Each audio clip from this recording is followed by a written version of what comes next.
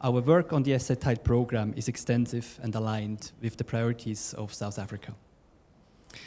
This partnership, which includes a broad range of South African government institutions and universities, such as WITS, is founded on shared values and aspirations that serve as the cornerstone for our collaborative efforts.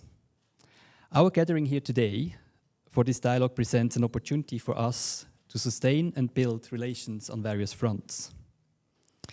In that vein, I would like to thank the WITS Global Change Institute, as well as Professor Imran Valodia, the Pro-Vice Chancellor of WITS, for hosting us today in this beautiful venue. For that. I'd also like to express the appreciation to His Excellency Deputy Minister of Finance, Dr. David Masonda, Her Excellency Sandra Kramer, the EU Ambassador to South Africa, as well as the representatives of the FCDO, UK High Commission in South Africa. We are grateful for your presence and for your unwavering support. Another special welcome extends to partners and colleagues from the National Treasury, as well as from the South Africa Revenue Service. We can all attest to the fact that our combined endeavors play a key role in advancing the mission of SA-TIDE, which is supporting South Africa in evidence-based policymaking. Together, we have observed a substantial contribution of the program over recent years. The research undertaken under SA-TIDE has contributed to the policy environment, highlighting the importance of evidence-based policymaking. It is through this kind of collaboration that we, as UNU-WIDER, we can leverage expertise, resources, and networks to address a multiplicity of complex challenges like climate change and infrastructure development, which is the focus of today's debate.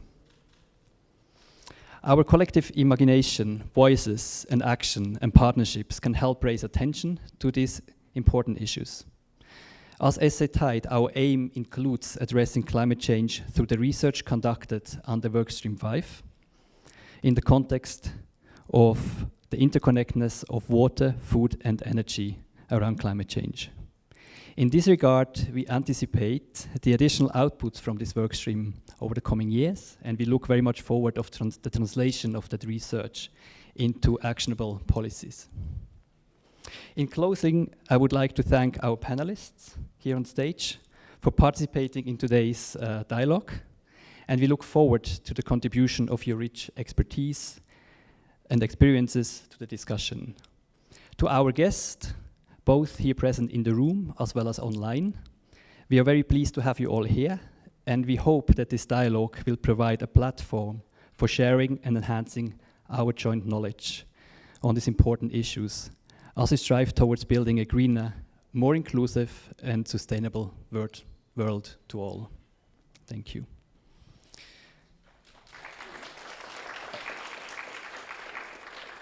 At this stage, I have the pleasure to welcome Professor Imran Valodia, the Pro-Vice Chancellor of WITS, to provide some welcoming remarks. Thank you.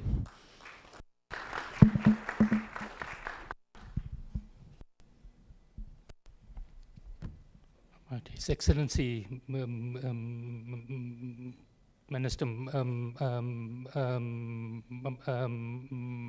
Sondo, Her Excellency Ms. Kramer, the head of UNU-WIDER, and all of the guests here. It's kind of on behalf of WITS University, we're kind of extremely pleased to kind of have you here, and extremely pleased to host this event today. I just want to make two kind of remarks. The first is to make the suggestion that I think it's appropriate that you're having this the dialogue in this building. One of the things that our university is kind of renowned for, probably our most important kind of scientific research is work that's been done for quite some time now on the origins of human beings. And this kind of center kind of really celebrates the work that our university has done to kind of provide evidence that that the origins of human beings is right here. And if you had more time, we would be happy to share to kind of show you kind of some of the work that's been done in that respect. But I think it's a time when kind of as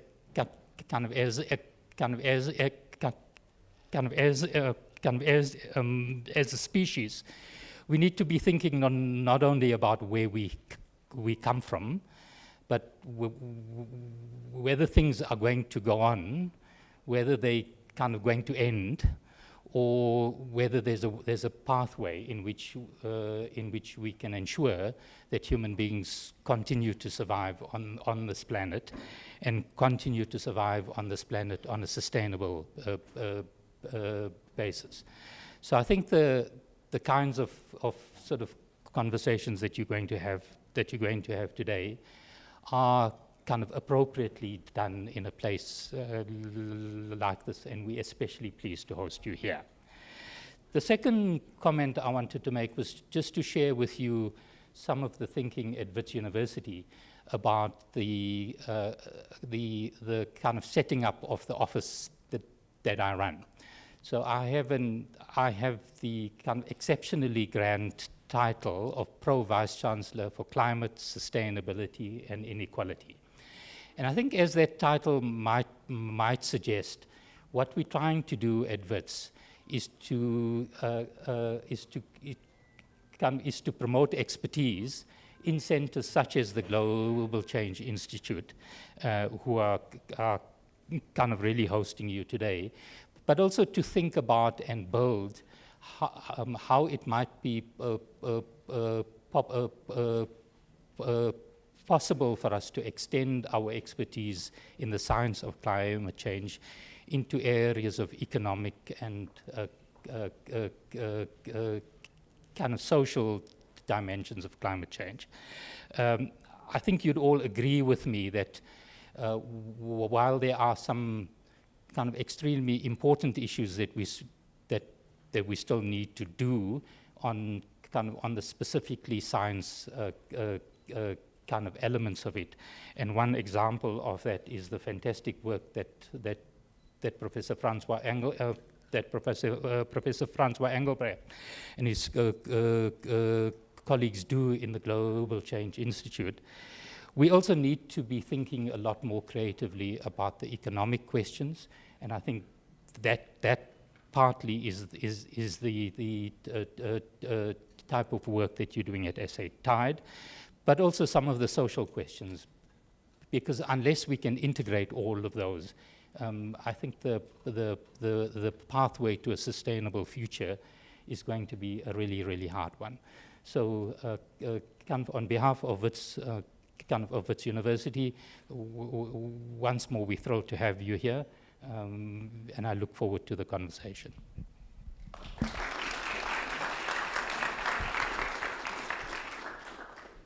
Thank you very much. Now I have the pleasure to move to the opening remarks from His Excellency David Masondo, Deputy Minister of Finance, as well as Her Excellency Sandra Kramer, the Ambassador of the EU. After the opening remarks, we will do the signing of the agreement on the right-hand side of the table into one section. Deputy Minister, the floor is yours. Thank you. You guys are very serious, eh? The room's so tense, and it shows how serious you are about these issues we have to deal with. Distinguished guests, key stakeholders, ladies and gentlemen, it is my pleasure to welcome you all to this important policy dialogue on infrastructure investment within the context of climate change. And allow me to extend my special welcome to the EU Ambassador, Sandra Kremer. It's great to meet you. We meet more often these days. It means that we're doing something right. And to the UNU-WIDER Director, Kunal Sen, Prof. Imran Balderi. A lot of things are happening at WITS. I thought you had a dean there, but you're now a pro Vice Chancellor for the climate. It means I've not been in touch with my alma mater, so I need to do something about it. I'd also like to acknowledge the esteemed panelists joining us today for this discussion. We are here to deliberate on the critical role of infrastructure in economic growth and combating climate change. And we do so with the support of many international partners, notably the EU, and will be something very soon, to signify and solidify the support that we get, but also our partner, the SA Tide, has been very supportive and useful in the work that we do as National Treasury.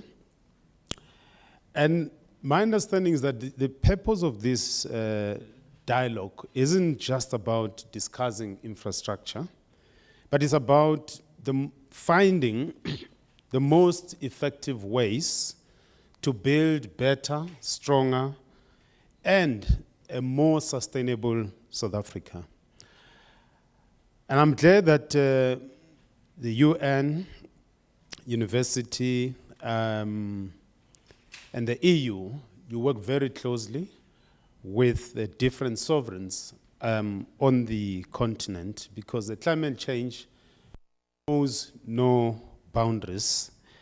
If one of our South Africa's water resource, Lesotho, is impacted negatively by climate change, South Africa will also suffer. I grew up in a Bantu stand called former Gazankulu. The boundaries were very rigid there, and that's why we could not deal with malaria, because the Bantu stand, I was right at the border of these two Bantu, former Venda and former Gazankulu. So when the Gazankulu government fumigate the area, the mosquitoes, they will just cross over to the other. And in that part of my country, malaria was forever a problem. Why? Because there were so rigid political boundaries, which there was no collaboration, there was no common work in combating malaria. So similarly, you can't deal with climate change just through sovereign jurisdictions. Climate change knows no boundaries, and it's for this reason that we've got to have a global approach, an African approach in dealing with the issue of the climate change. Infrastructure development is the cornerstone of any thriving economy. South Africa is not. Infrastructure fuels productivity.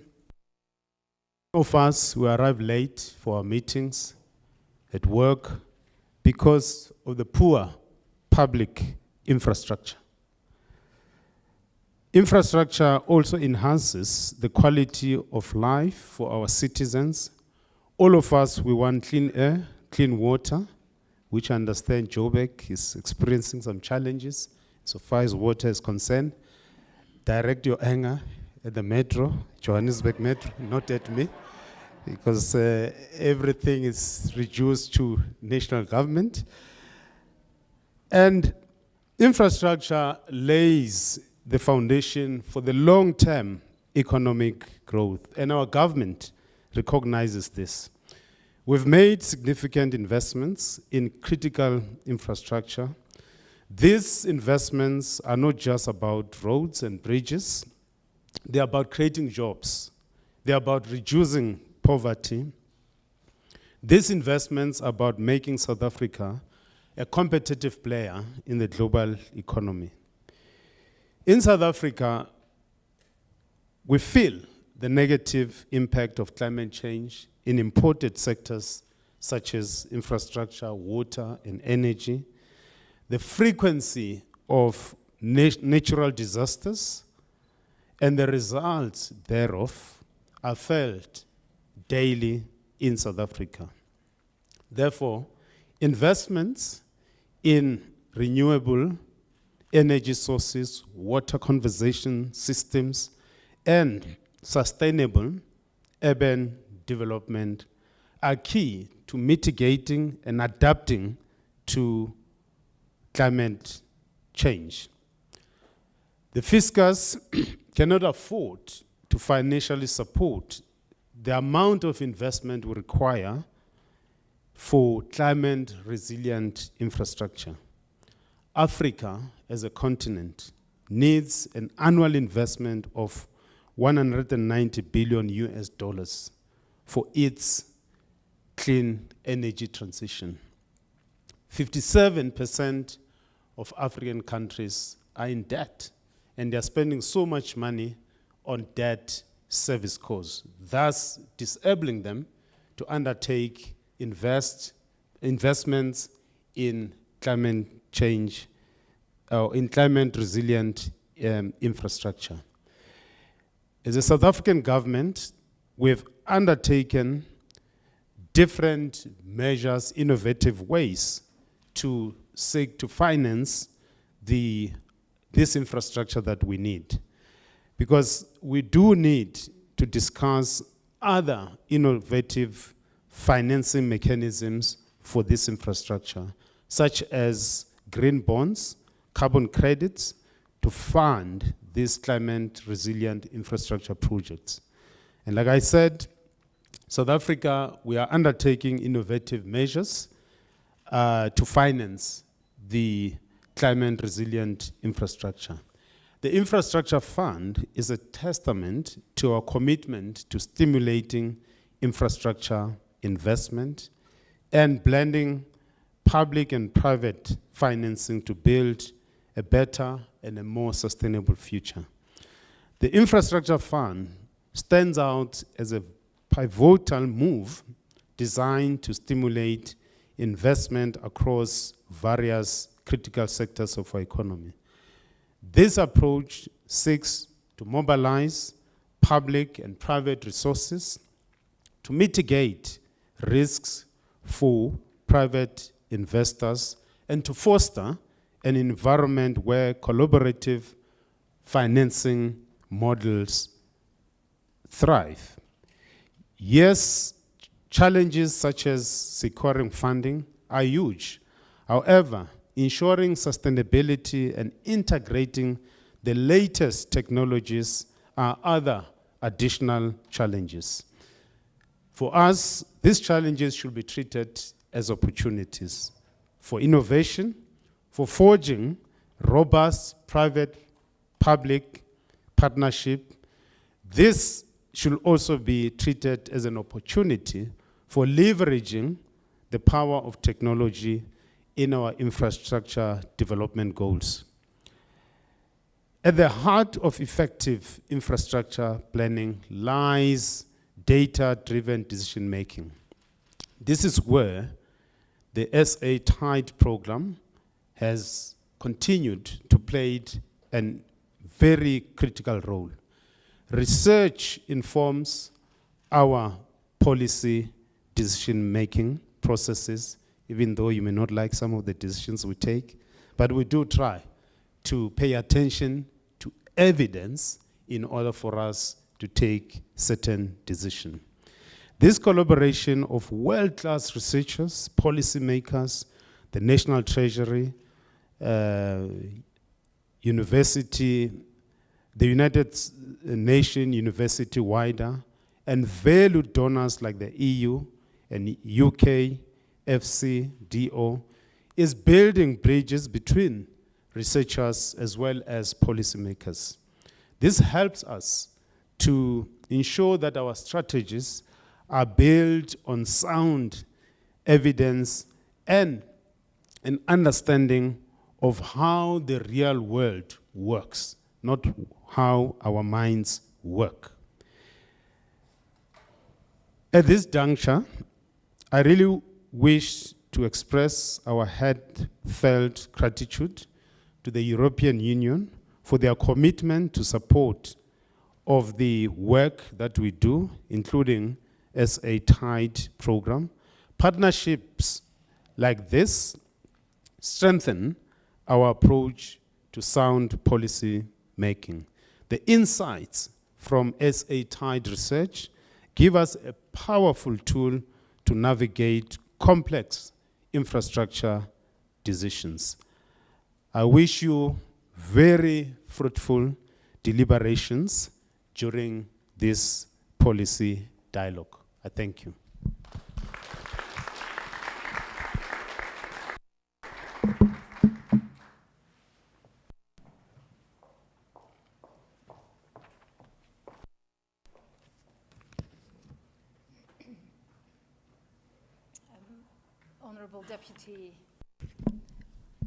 Honourable Deputy Minister, Honourable Dean, of course, Director of UNU-WIDER, representatives of the Government of the Republic of South Africa, members of the Diplomatic Corps, academia, civil society, and of course, colleagues joining us online. You have a beautiful room here, but we know there's also many, many people online. Ladies and gentlemen, all protocol observed. I am the European Union Ambassador to South Africa. I'm based in Pretoria. I have not been here before. I just learned the Deputy Minister is at home here, the alma mater. He studied here, but I am here and I start with the Origin Center, and it couldn't be better. I think it's just amazing that you have chosen to have this event here. Dean, it's very beautiful. I'm also honored to be part of this important event. First of all, a point which is a bit obvious, but I'll make it nevertheless. We live in a world that is defined by global challenges such as climate change or digitalization, inequalities, demographies, and the erosion of democracy. And how we will respond to these trends will shape our lives and those of generations to come. So these global challenges require comprehensive and long-term solutions, solutions that in turn require collaboration across disciplines and between countries. And we will only overcome these common challenges if we rely on science and data to inform our decisions, decisions that are evidence-based and grounded on expert work. And in that spirit, the European Union is delighted to continue to support SA TIDE towards inclusive economic development with a further 2 million euros. And this collaboration speaks of our shared and our strong commitment to advancing evidence-based policymaking. And it tells the story of another successful partnership between South Africa and the European Union. I'd like to take this opportunity to thank the Minister, the Deputy Minister, but also National Treasury and other South Africa stakeholders for the excellent collaboration on this program. Let me just take a few minutes to share with you why I feel this policy dialogue is important and some suggestions on how we can take it forward. And we need to just say amongst ourselves that this is the most patient panel that I have ever seen. But let me just take you through this, the why, the what, and the how. So the why is that we're not free from any criticism that it is very difficult to see the impact of public investments on the ground.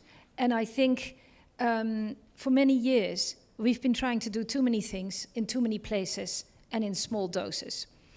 And our Global Gateway Investment Strategy is breaking away from this and is achieving greater focus, greater scale, and greater impact.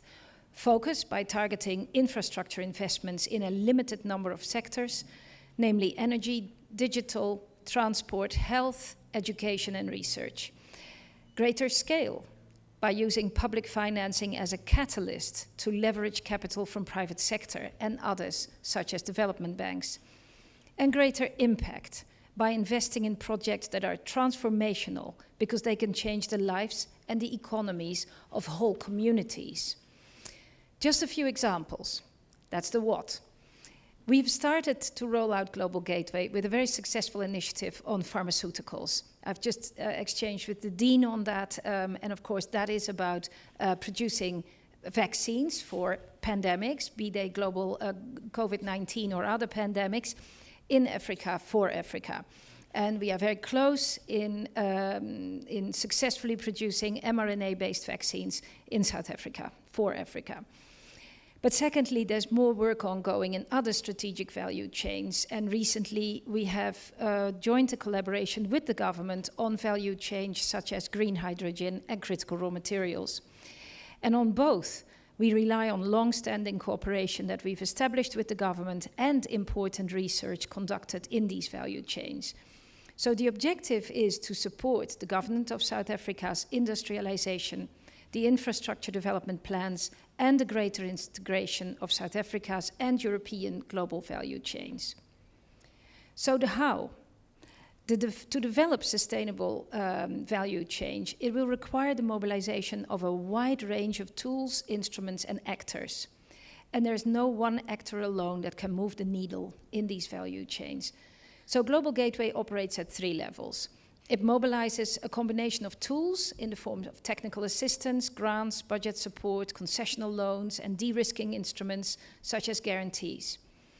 It leverages the resources and the expertises of European development finance institutions and agencies. And by mustering all that together, we're talking about Team Europe, and we achieve scale and greater impact. And it relies on the power of the private sector and its capital and technology. So we're mobilizing all these tools already for infrastructure finance in the climate context in South Africa. Just 4 examples, if I may. 1, we mobilized resources through strategic partnerships and blended finance. For example, we concluded 2 agreements to develop a green hydrogen value chain, one with the French Development Agency, through which a grant of 7 million from the European Union leveraged 200 million in very concessional loans. And the other with the European Investment Bank, where a grant of 21 million euros from the European Union leveraged a concessional loan of 350 million euros. Secondly, we're strengthening frameworks for infrastructure delivery. Our new infrastructure technical assistance facility, which has just started its activity at National Treasury, helps with capacity building, innovative finance frameworks, and that is to boost innovation and job creation. Thirdly, we're deepening our collaboration on sustainable finance. Sustainability-related instruments are critical to attract large-scale private investment in green projects, and this has the capacity to attract trillions of funds which are currently in the portfolios of institutional investors or pension funds or capital markets that can fill investments and infrastructure gaps. We have just, and the Deputy Minister spoke about green bonds, we have just adopted a global green bond initiative, and through that we allocated €1 billion to de-risk private investments in emerging markets, as well as to provide technical advisory services to improve national frameworks. And fourth, we're contributing to improve service delivery at some municipalities. The EU and South Africa will continue to work in this area. So, ladies and gentlemen, all these tools under the Global Gateway Investment Strategy offer a very powerful toolbox, and it attracts as so much needed finance that can fill these investments and the climate-proof infrastructure gaps. So this conference is a very opportune moment to reflect on this, and your reflections are very much needed. And again, our long-standing partnership with South Africa under SA Tide has laid a solid platform, and it's opened new and innovative forms of collaboration. So the European Union is very excited about this opportunity, and we're excited to now sign another 2 million for this very, very interesting and very necessary project. So I look forward to come back very, very often to the Origin Center, first of all, and to WITS, and to look forward to excellent collaboration continued with UN-WIDER, of course with National Treasury, and with all of you. I wish the very patient panel a lovely debate. I wish all of you a really, really good afternoon, and thank you very much. Please have very fruitful discussions. Thank you.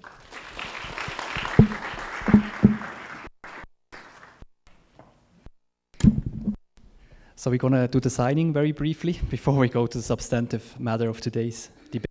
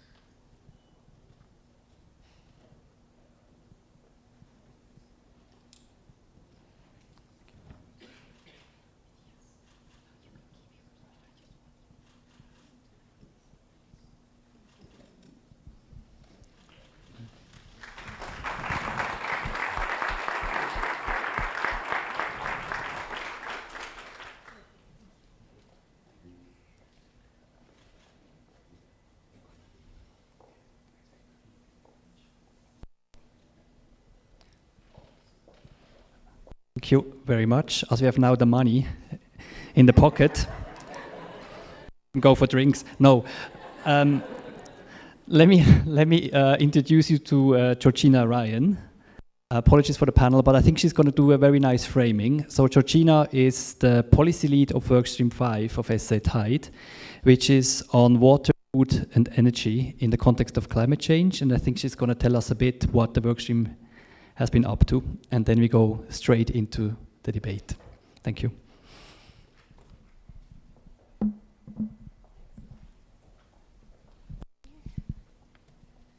Afternoon, everyone, and to the patient panel. I hope you are comfortable. Good afternoon to the Deputy Minister of Finance, Her Excellency the Ambassador to the EU, to our FCDO colleagues, the UNU-WIDER colleagues, and all of our all protocols observed. Today we are convening here today to address the pressing issue of investments in infrastructure in the context of climate change. And my aim is to provide you a bit more information about what we do in SA Tide. We've got 6 work streams cutting across the macroeconomy, how firms operate, the tax work that we do, especially through the data lab, and more recently the climate change work. But SA Tide didn't start recently. We've been doing SA Tide since 2017, and there was a first phase of SA Tide, so I think it's worth mentioning the work that came before that. I lead the work stream on water, food and energy in the context of climate change, along with my academic lead, Professor Mark Swilling. And in Workstream 5, we've embarked on an interdisciplinary approach to research questions that are critical in terms of climate change. In phase 1 of the SA Tide program, there was a focus on understanding climate change and the energy sector. There was a particular outcome around a model that was developed through SA Tide called the SATM-GE model, which is a CGE-linked model for the South African economy. We've used that model to determine that we really do need to decarbonize our economy, and scaling renewables is the way to do that. So that was one of the outcomes of SA Tide Phase 1. But what we've done in SA Tide Phase 2 is to broaden the scope of the sectors. So obviously we speak to water, energy, and food. And the water, energy, food nexus is important for us, not only to understand those sectors, but how these sectors interlink. So we also want to build relevant tools and analytical capabilities through the capacity building arm of this particular research program. And we've partnered with various academic institutions and researchers to develop the Workstream 5 program. Now, some of the things that we're doing in Workstream 5 is to develop a hybrid economy model for climate change.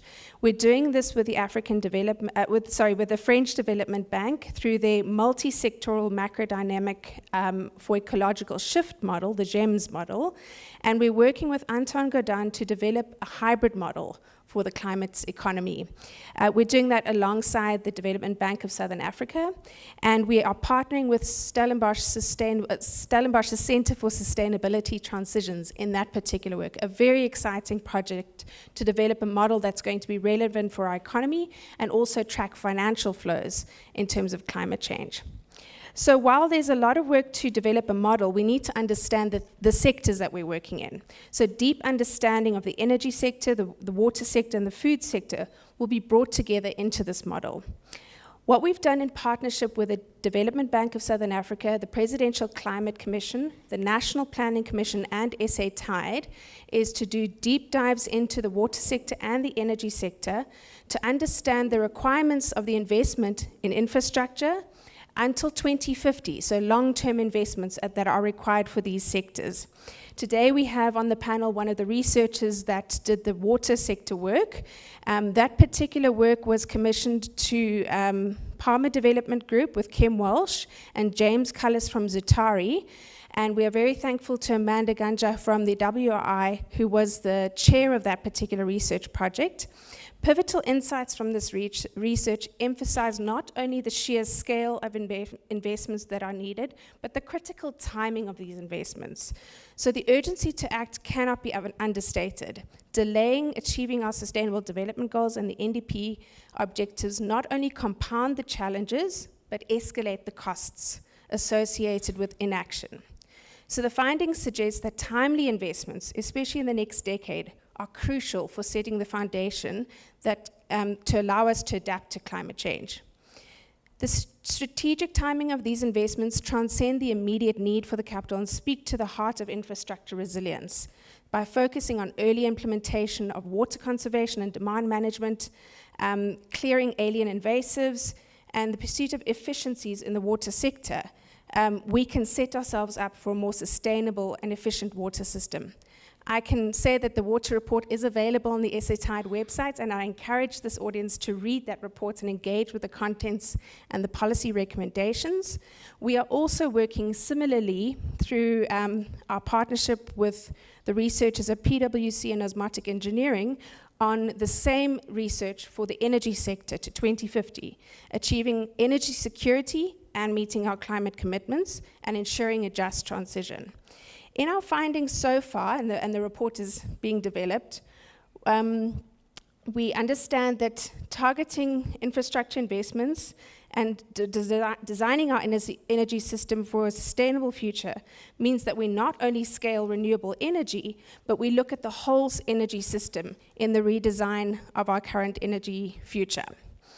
Through this project, we're not just planning for an energy system, but we are looking at making it equitable, sustainable, and prosperous for all South Africans. So integral to our work, not just the modeling work and the sectoral work, we make sure that we work on a science-based foundation. And here we are today at the Wits University, and the Global Change Institute team, led by Francois Engelbrecht, has been doing a project with SA Tide on the long-term planning and scenarios that we need to take into account for climate change for Southern Africa. So the research by the Global Change Institute is done in terms of very high greenhouse gas emissions. So we're looking at a very steep emissions trajectory, and we want to make sure that global warming is kept to 1.5 degrees in the near term, and particularly under the highest emission scenarios, we look at what that's going to mean for our region. So this projection signifies a future where Southern Africa becomes increasingly drier and warmer. I do think we experience that. Experiencing more frequent heat waves and high fire dangers, alongside decreases in annual rainfall, especially in the primary rainfall regions. So detailing the scenarios that need to underpin the research that we do in SA Tide forms the basis for some of the modeling work that we will be doing as well. We integrate all of these approaches, the economics, the science, and in SA Tide we work collectively across disciplines to produce the policy recommendations around this research. So today we're going to be discussing how to leverage these types of insights from SA Tide along with our partners to inform strategies for infrastructure development. This rich body of work not only illuminates the path towards sustainable, resilient infrastructure, but also emphasizes the importance of a just transition and towards a climate resilient future. I extend my gratitude to everyone contributing to this body of work, the research assistants that are here, Richard Kima, who's been working with us on the model, the Stellenbosch students, and thank you very much to the panel today who will be engaging in the topic of the day. Let me hand over to our moderator, Nishendra, to introduce the panel. Thank you. Thank you, Georgina. Good afternoon, firstly, to Deputy Minister Masondo, Ambassador Kramer, and Professor Imran Valodia, as well as all the esteemed guests here today, both in person and online. I'm Nishendra Mudli, and I'm from the Economic Development Partnership, a collaborative intermediary organization that convenes diverse stakeholders to work on difficult development problems towards collective impact. I will be moderating this exciting panel on financing climate-resilient infrastructure in South Africa. Given South Africa's development challenges, which Deputy Minister Masondo highlighted very significantly, infrastructure is critical for enabling and stimulating inclusive economic growth. For our economy to grow, basic infrastructure and services need to be in place and working well. But we have to also contend with climate change, as we face an increased frequency of extreme weather events affecting infrastructure and people. 2023 saw storm surges and floods in the Western Cape in September and in KwaZulu-Natal in December, when KZN still hadn't even recovered from the floods of the previous years. More recently, in central Peru, in early February, we saw 7 electricity pylons falling over, depriving 50,000 households, both in the central Karoo and Root districts, from electricity for 12 years.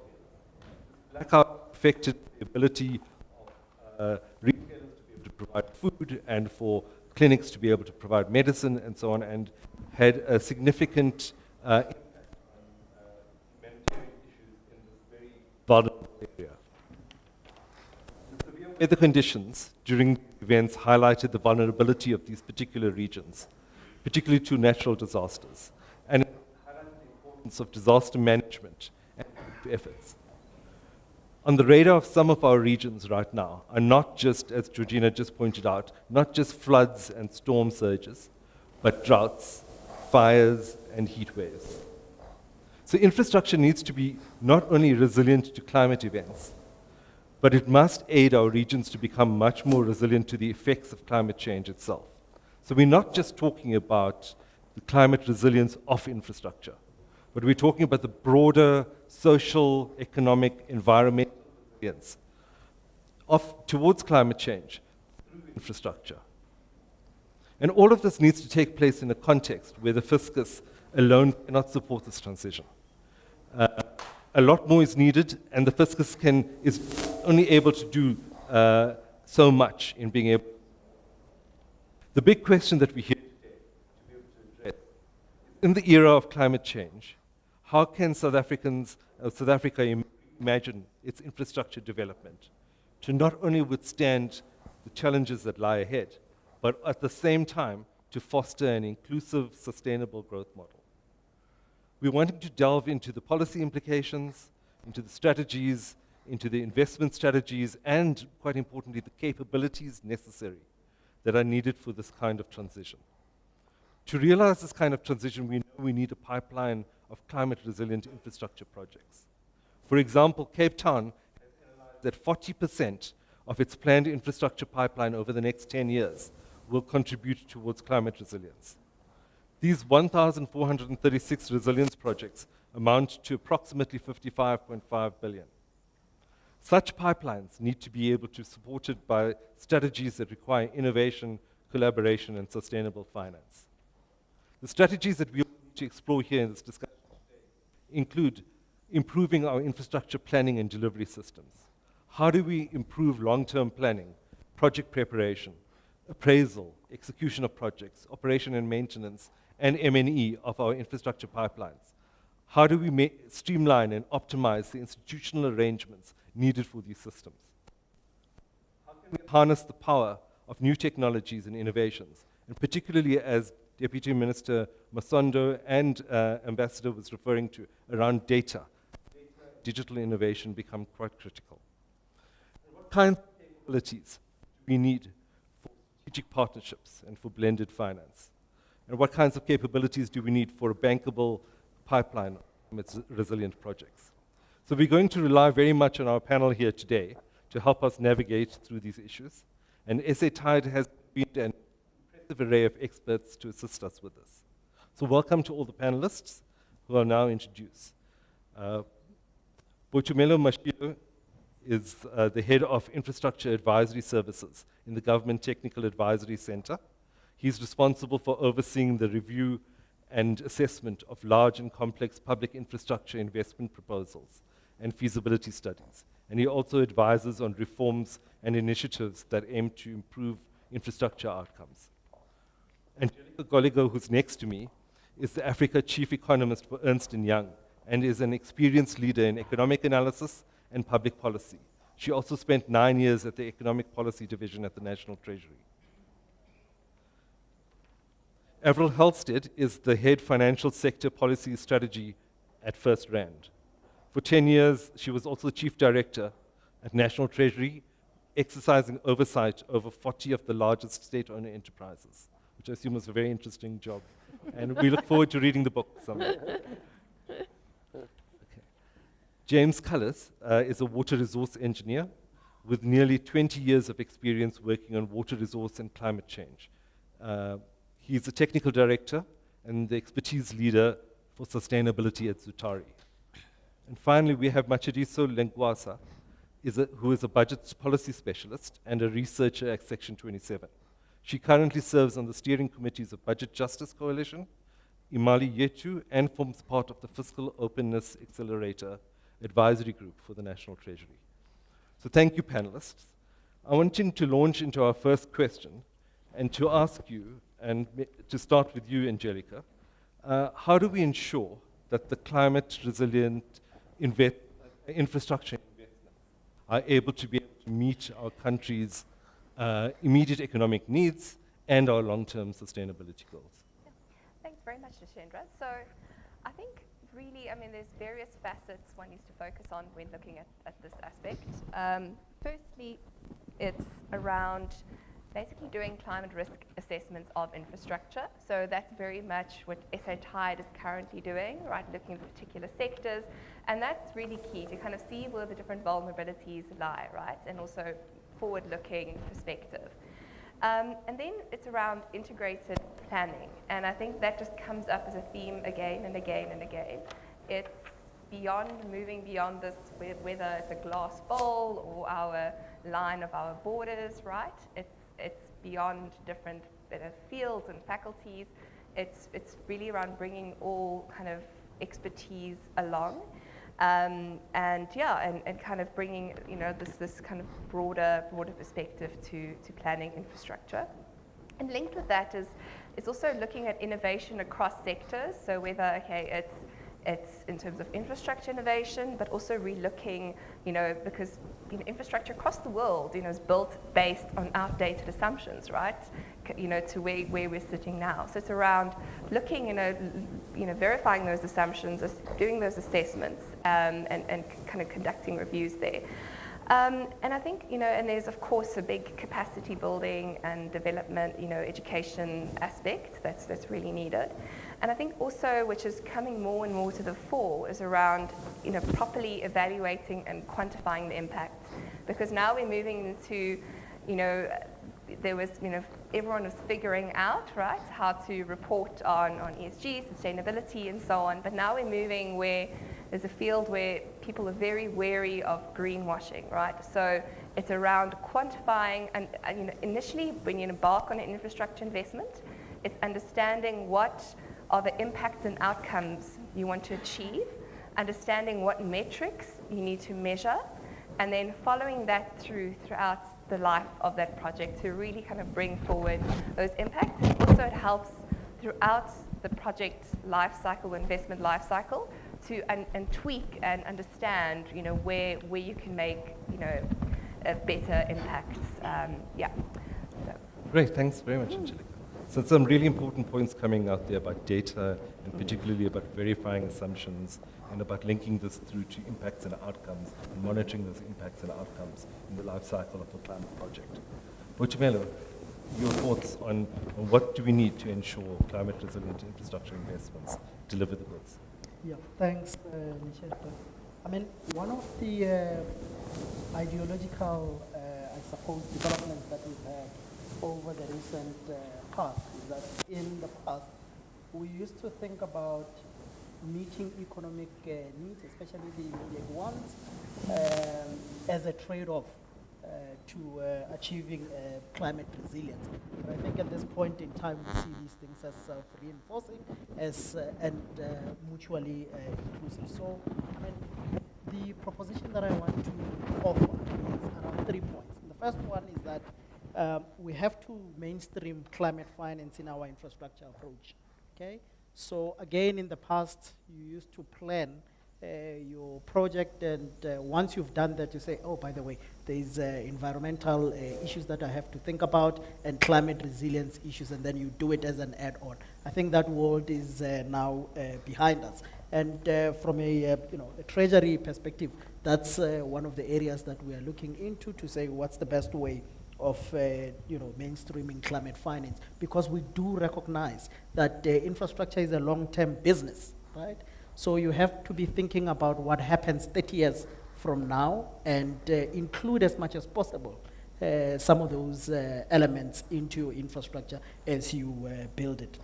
The second one, I think, is around the issue of developing a credible pipeline. I don't always use the word bankable, because some of the infrastructure that we do is about providing public services. So bankable is not a word that you would use in those cases. Now, in developing this credible pipeline, you are looking at value for money, which is an important concept. You are looking at development and sustainability impact, and you say to yourself, how do I optimize that? Of course, there are other elements that you could be looking into. One of the the lessons that I learned quite early on in my career was that this principle of infrastructure has very little inherent value, meaning that the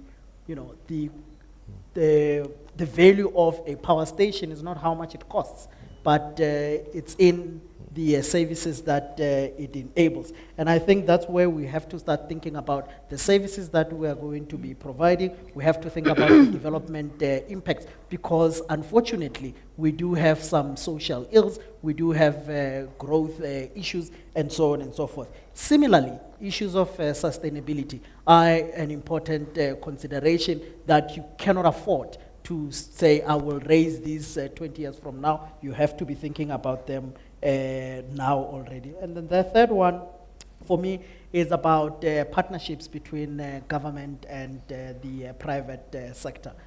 again, I mean, I wish that the fiscus had all the money that we needed. You know, in that way, we could say to the private sector, we don't need you. But unfortunately, we don't have that.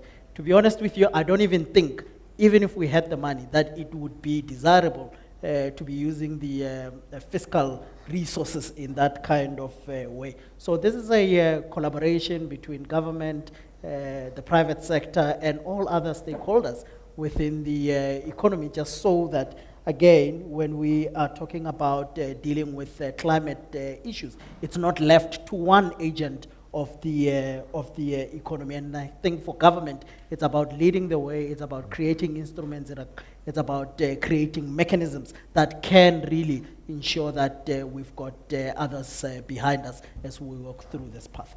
That's where I would leave it. Thank you very much, Boitumelo, and thanks for those 3 points in particular, and finishing off on the one around partnerships, which is going to be something we want to spend a little bit more time on in the discussion that follows. Avril, your thoughts? Yeah, so from our perspective, so I'm sitting at First Rand, we are looking at this sort of space from 2 main perspectives. Firstly, banks are going to come under increasing pressure for the emissions that they're busy financing, and so there's a need to shift our lending away from oil and gas into more sustainable investments. And then secondly, from a risk perspective, there are, for instance, areas where you cannot get a reinsurance that can undermine, like if you have financed a house and that house is not insurable, then if something happens to that house, the security of a loan is completely wiped out. And we're thinking of this also from a perspective of how we maybe need to play differently in this area. And we've seen a number of key sectors coming out. So it's obviously energy and water, which is the topic of today, but other ones like transport, manufacturing, mining, and beneficiation of our minerals, agriculture, and SMMEs. I'm going to zone in on water and energy today. I think in many of these areas, obviously a bank can't play in all those areas. There's some areas where, as Boitumelo was saying, it's really a public finance responsibility. There's not a commercial, bankable business case there. But we're looking for those bankable opportunities. And then we also are seeing that there are a number of areas like renewable energy generation where there's already significant movement happening. You're seeing the private sector come in. You've got the renewable energy program. You've got private power initiatives. You've got people rolling out electricity on their rooftops, etc. So for me, one of the key areas where it seems that there are blockages is really on municipal infrastructure. And obviously, when you think about municipal infrastructure, that covers the whole country. Any part of our country is covered by a municipality. And when we're looking at the municipalities, I was just looking at the top 12 that are responsible for supplying 80% of the electricity, non-ESCOM supplied electricity. And 8 out of those 12 are financially distressed, according to National Treasury's rankings. So they are municipal entities that, as a bank, we're probably not going to be able to lend directly to them, and so we need to think about new kind of financing models. And so being a bank, we're obviously looking for where is the revenue stream that you could pay off the infrastructure. So under this SA-WIDER, Georgina spoke about the study that's been done earlier. They've looked at water. I think the number is 254 billion was in the base case of the amount of funding that needs to go into the water sector each year. That covers operating costs as well as capital investment. And when they've then looked at the sources, there's a big gap. And you look again, we've had a look at the municipal level, and you see that same gap coming through, that in aggregate, when you look at the municipalities, they're not even able to cover the operating costs, even if they were fully allocating the equitable share to electricity and water, which they aren't. And so for me, the area to uncover is if you look at things like water losses, electricity losses, whether the tariffs that are being charged are correct, whether the revenue collection, the billing and revenue collection is happening. Those are some of the areas where we're going to have to work quite hard. And I think that requires that partnership between the public and private sector. Sure, great. Thanks very much, Avril, particularly for highlighting that the need for partnership and also about the capability constraints, particularly in the municipal environment, and what that means for lending and for the potential for partnerships. James,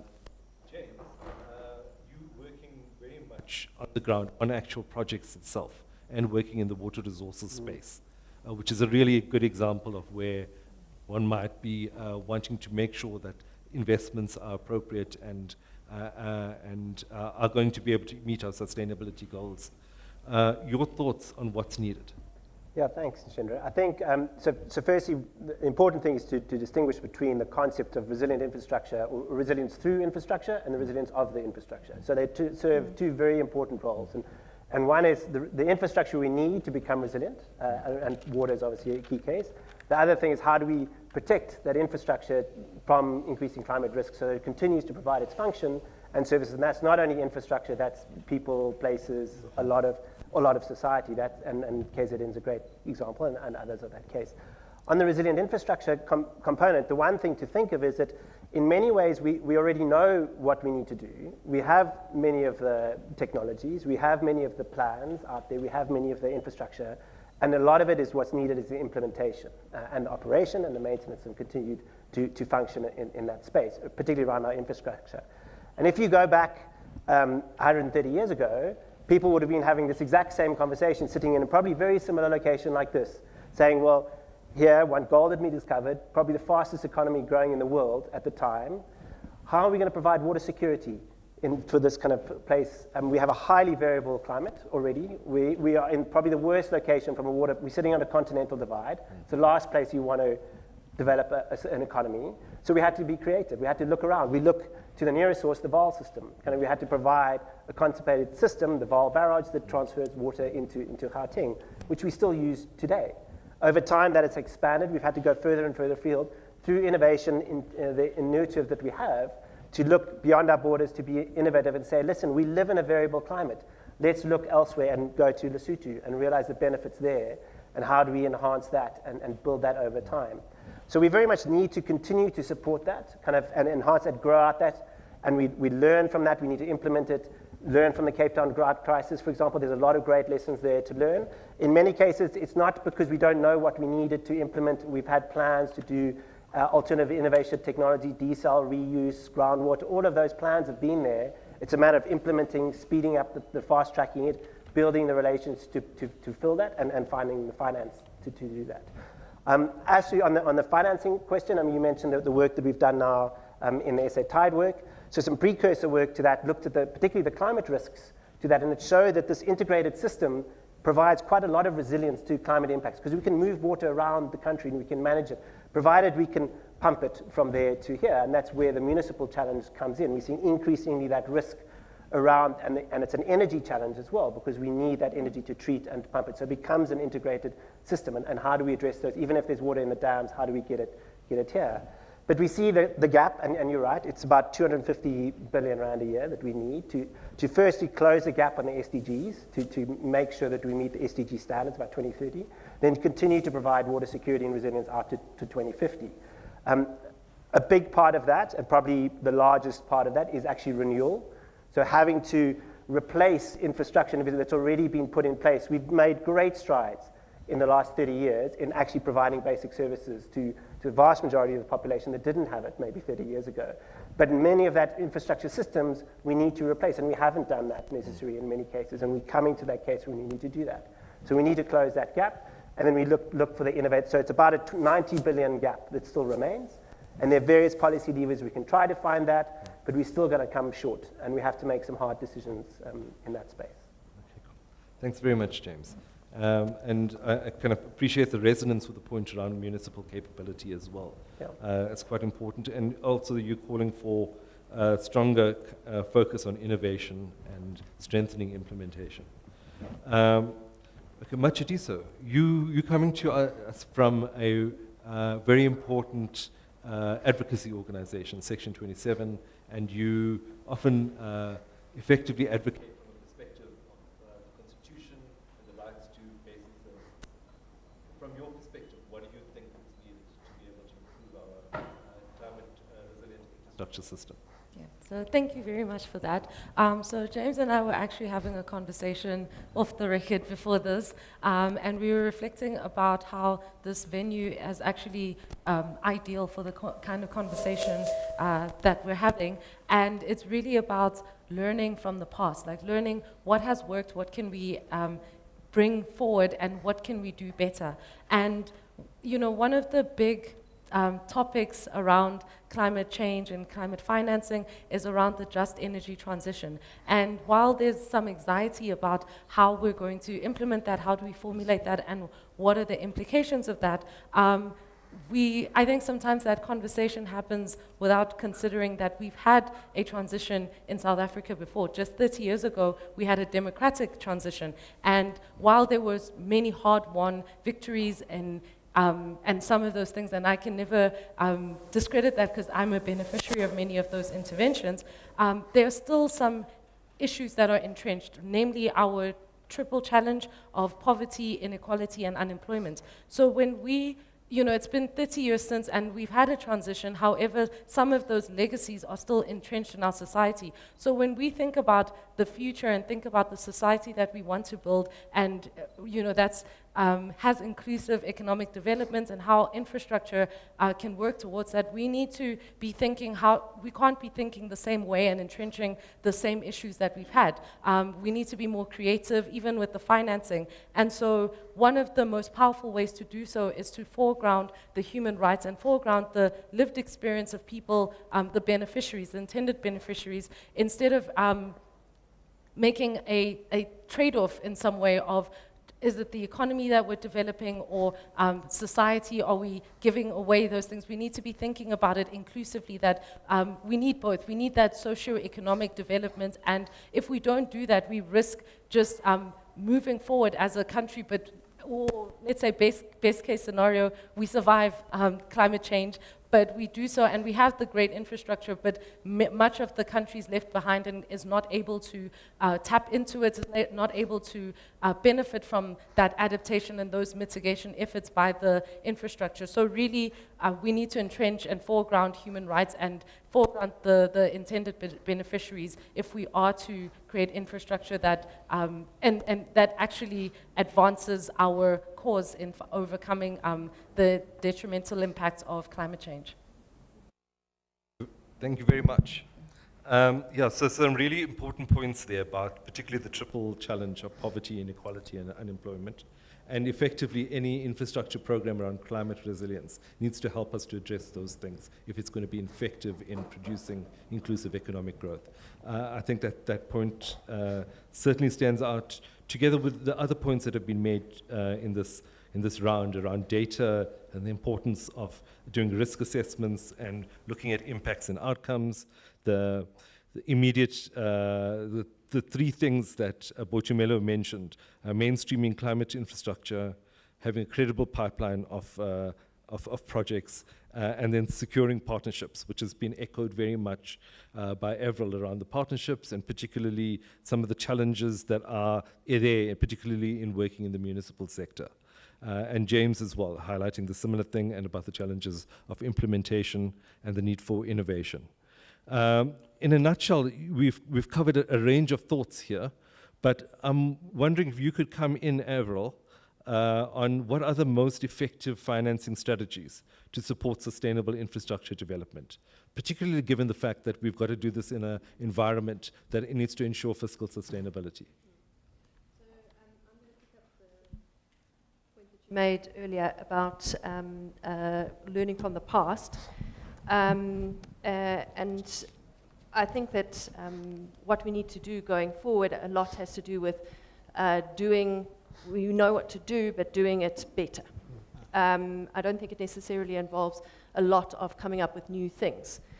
So for example, I've already spoken about how we've seen the deterioration in the financial sustainability of the municipalities. You've already commented on the state-owned enterprises.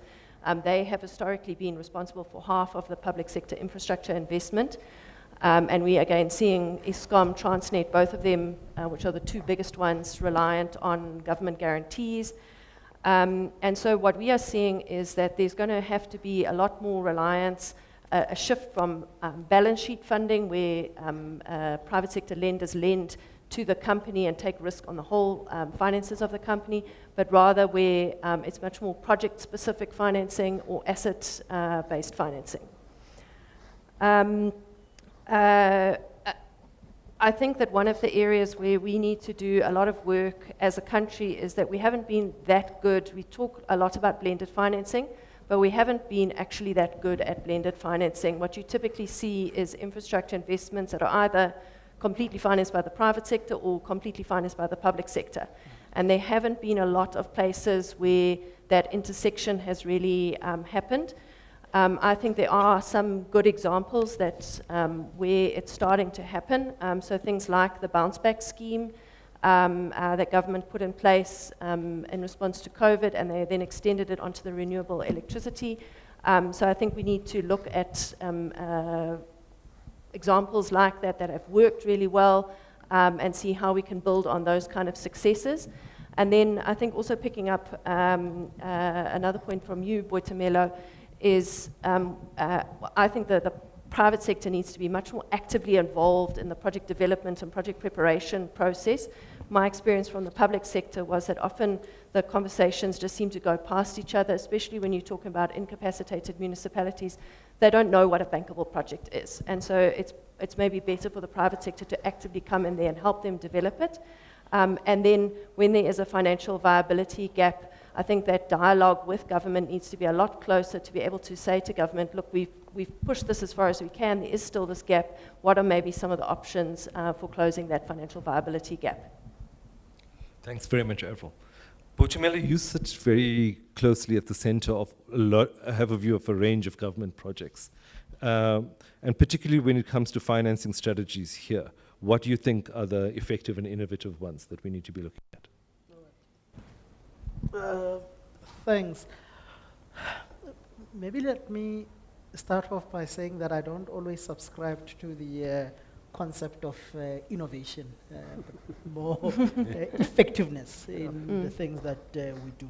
I just want to quote a little bit from what comes from the NIP 2050, that's the National Infrastructure Plan 2050, which estimated that in order to meet our National Development Plan and SDG goals, we require 6.2 trillion between 2016 and 2040.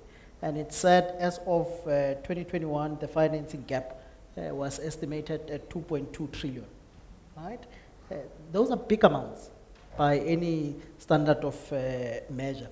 So with the fiscus that everybody knows is highly constrained, we know that we cannot close the gap on our own. And as I said earlier on, nor is it desirable even if we had all the money in the world. So we need to look into alternatives, not necessarily innovation, alternatives. And one of the things that the private sector has been saying to us, quite a lot, is that funding or financing is not necessarily an issue from their perspective, if we can generate that pipeline that they can invest in. And this is why at the moment a lot of work is going into improving the capacity and capability of the state, so that that pipeline that Avril and others can invest in is generated, it's significant, it's continuously flowing, and so on and so forth. One of the other things that the deputy minister spoke about was this issue of using blended finance. And I agree, Avril, I think that we've sort of been thinking about blended finance in quite a narrow way, which is not necessarily helping us. So when we established the infrastructure fund, 2020, I think, we had in mind that we need to create some kind of a blended finance platform, and that's what we are using at the moment to try and upscale on that front. One of the things that also the minister spoke about as part of his budget speech recently was the introduction of financing instruments that are going to catalyze IFIs, international financing institutions, local DFIs, and others, right? So that we can deal with our capacity, capability, and financing needs that we have, so that in the not so distant future, we can start, crowding in institutional investors and the others. From a treasury perspective, we are also big on the so-called alternative delivery mechanisms, and that's related to private sector participation frameworks, whether you are talking about PPPs, the regulations of, amendments to the regulations of which are out for public comment, and I hope some of you have commented on them, the issues of concessions and SPV type structures. And that's exactly because we know that just by bringing in additional money into the system is not necessarily going to take us very far because of the capacity and capability issues that we have. So we think that by bringing in expertise, financing, and those kinds of things, we will be able to partner, effectively with the private sector in a manner that helps us deliver on our infrastructure, but a lot more effectively and efficiently. Thanks, Botumelo.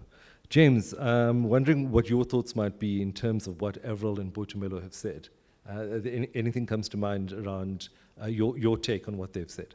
Yeah, no, thanks. I think the concept of we've got this big gap that needs to be closed, and there's huge challenges, and it's not going to all be from the public sector. The need to engage with private sector is very true, and it's relevant around the world.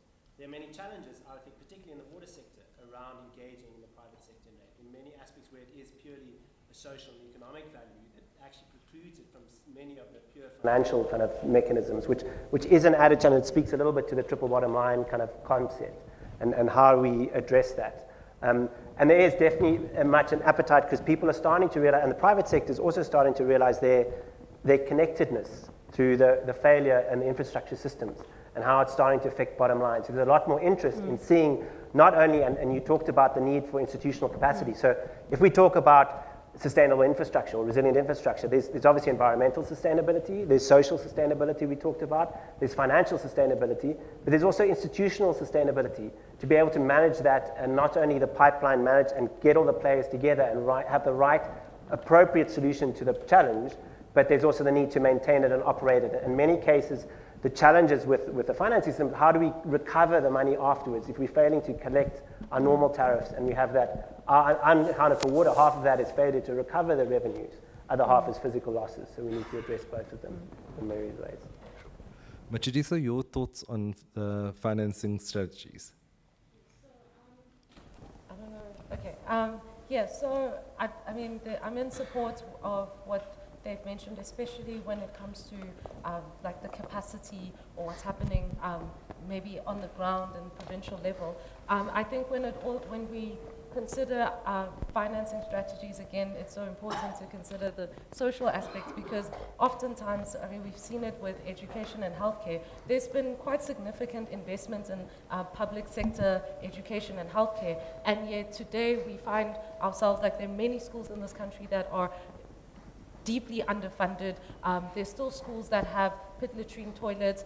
There's still schools where there's so much overcrowding. Like we know how hot it is right now. You can imagine that there's so many schools that we work with at Section 27 where there's many learners that are in one classroom. And we extend this to healthcare infrastructure as well, where there's clinics. And when we think about public healthcare, often people have such negative views on the infrastructure there, and yet so much of our national budget has been going towards that. And so you ask yourself, if that's the case, why is that investment not reaching the intended beneficiaries? And a big part of it is the underspending and the poor or the limited capacity at municipal level, at local government level, and at provincial level to actually turn that infrastructure investment into the realization of these constitutionally protected rights. So I think if we are going to be thinking about ways to do investments in infrastructure in a way that actually does work, we need to be considering, firstly, considering what's currently happening, what are the barriers to realizing, to translating this investment into into the realization of these constitutionally protected rights. Sure. Thanks very much, Matshidiso. Do you want to go ahead? Yeah, sure. No, I mean, I think my fellow panelists covered it really nicely, but just perhaps building on James's comments around the private sector perspective, and I think, we've definitely moved into a phase where, sustainability projects, ESG funding and so on is no longer a tick box exercise, but it's actually showing real financial returns. So EY did some studies. We're linking the valuations and ESG ratings of companies, and you see a strong causal relationship. Those companies that have better integrated sustainability, within the organization in terms of their projects, they have higher financial returns, essentially. And actually, we also did a survey of global executives, and 52% of executives actually found that financial returns of sustainability projects were much higher than they initially anticipated. So we're definitely moving into that sort of a different phase now, that it's really, it does make business sense in many cases, but I also agree with the other panelists is that, there is, it can't plug all the gaps, and this is where the partnership comes in. Okay, thanks, panelists.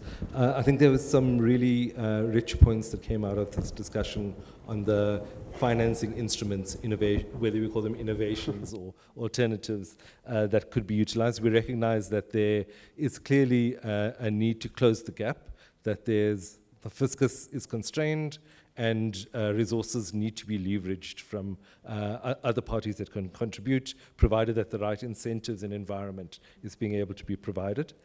Some of the things that have been mentioned have been about shifting from balance sheet funding to project funding and asset-based funding, lender-based financing.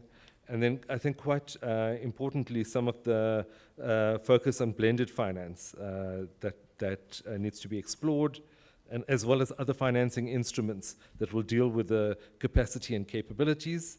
And then I think the institutional forms, particularly of alternative delivery frameworks like PPPs and SPVs, are something that needs to be further explored. So given the sense that we've got about some of the financial strategies that are going to be needed, I'm wondering, this is a very sizable transition, Matshidiso. And this transition is one that can easily leave people behind. What do we need to do to make this climate infrastructure transition a just one, where communities and citizens are at the center of it, and that we're ensuring that there are equitable outcomes so that no one's left behind? So when answering that, I think that question almost touches that personal experience. So I grew up in Emalahleni Witbank, which is one of the affected areas, like coal mining communities. And so every time I go back home, I know recently there's been a lot of conversation around the climate change and the just energy transition, more so than I ever recall growing up. And while this is really great, and I think a big part of the reason why this conversation is happening is because the Presidential Climate Commission goes to the areas goes to Emalahleni, goes to Secunda, and Ermelo, among others, and actually engages with people who are affected by this decarbonization effort.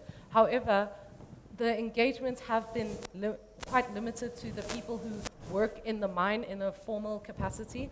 And so what this means is, because the mining sector is overwhelmingly male, it means that I think it's more than 90% of people who work on mines are male. It means that the conversational or how these decarbonization efforts are impacting the community it's quite a masculine conversation. However, we know that climate change has been found to disproportionately, it impacts everyone, but it has been found to disproportionately impact women. And so when you have a transition, or you have policy, and as a result, like the financing that supports it, and that financing doesn't acknowledge the gendered nature of the phenomena of climate change, it means that we are entrenching the same thing. We'll move into this decarbonization, but we haven't considered what impact the women of these communities. And we also know, as as we know, the triple challenge of poverty, inequality, and unemployment that we've been talking about, it also has a gendered lens to it, because the rate of poverty gap between women-led households and male-led households has been widening over the past decade. The face of unemployment in South Africa is considered the young black woman, and of course we know that we have stark gender inequality in the country that often manifests as gender-based violence and femicide. And so all of this to say, like, just painting this image to say that if we are going to invest in infrastructure, if we don't consider this adequately enough, we will risk, as I mentioned in the first question, we'll risk entrenching that. And so the ways that I would recommend, or as Section 27, in the advocacy we've done, and also as part of civil society coalitions like the Budget Justice Coalition and Imali Yetu, is that we have been long advocating firstly for institutionalization of this public participation. So making sure that both the budget but also the climate deals and all of that, those are all shaped by the intended beneficiaries. The second way to improve that, to ensure more equitable adaptation or more equitable transition, is to also institutionalize interventions or mechanisms like the participatory human rights impact assessments. And there's a lot of words, but really saying that every budget decision, every climate financing decision, every single line item, we're actually thinking and engaging adequately with the intended beneficiaries on what impact does this have on the realization of these constitutionally protected rights. We also continue to advocate for gender-responsive budgeting, but also gender-responsive climate financing. Just to address the issues that I've mentioned about the gendered nature of the impact of climate change, but also the way that people on the ground are experiencing it. And I think I've also touched on the current issues that we're facing. Wasteful, fruitless expenditure and underspending are areas that really do plague infrastructure projects, specifically because of how expensive they are and how much money people could, they're quite big projects and big investments. And these have implications for the everyday person who uses infrastructure, who uses education, healthcare, who goes to school, public schools, who goes to, who uses public health facilities. And we need to urgently address those issues now, and we can do so using both public policy, be it through fiscal policy, but also working together with, strategically with the private sector, with the intended beneficiaries, to really shape, as we keep mentioning, a human rights response to our transition, so that in 30 years' time, 50 years' time, however long we look at. I mean, now we're reflecting on things from many thousands, even thousands of years ago, the rock paintings and stuff. But in future, we can look back and say that actually we're not complaining about the same thing that we were complaining about 50 years ago, 100 years ago, of unemployment and inequality. We would have done things differently and promoted equity in that way. Thanks very much, Matshidiso. Your thoughts, Angelica?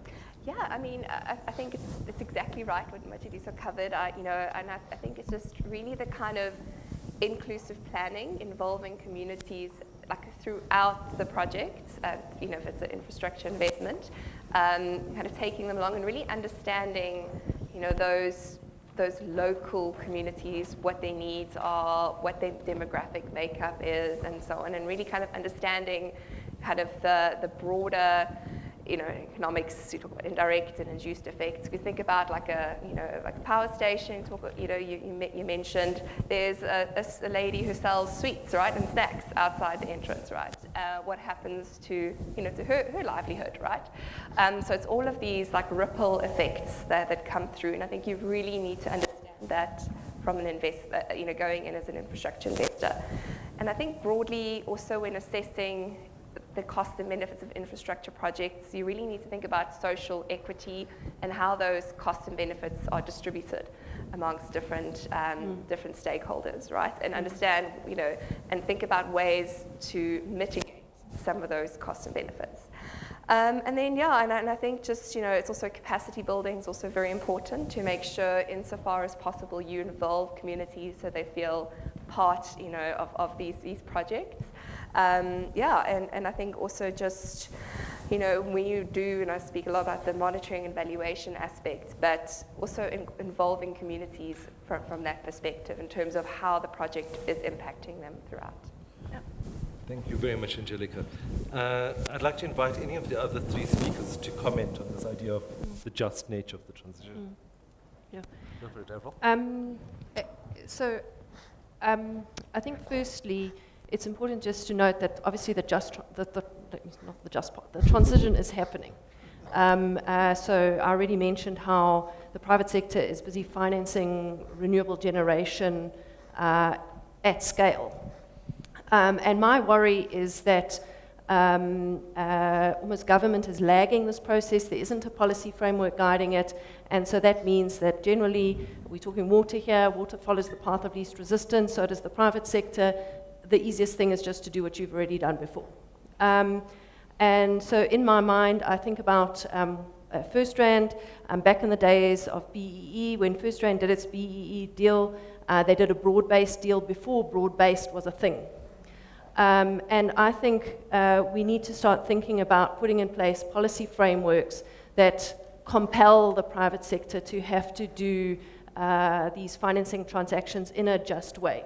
At the moment, we don't even have clarity around what is a just transition project, what qualifies it as being just. And I think if we could even start with clarifying that, it doesn't have to be perfect, we can always amend it along the way, but to start putting a line in the sand to say, this is what you need to do, you need to go and consult with communities, et cetera, in order for it to clarify as just, and by the way, we want you to be doing X% of just projects.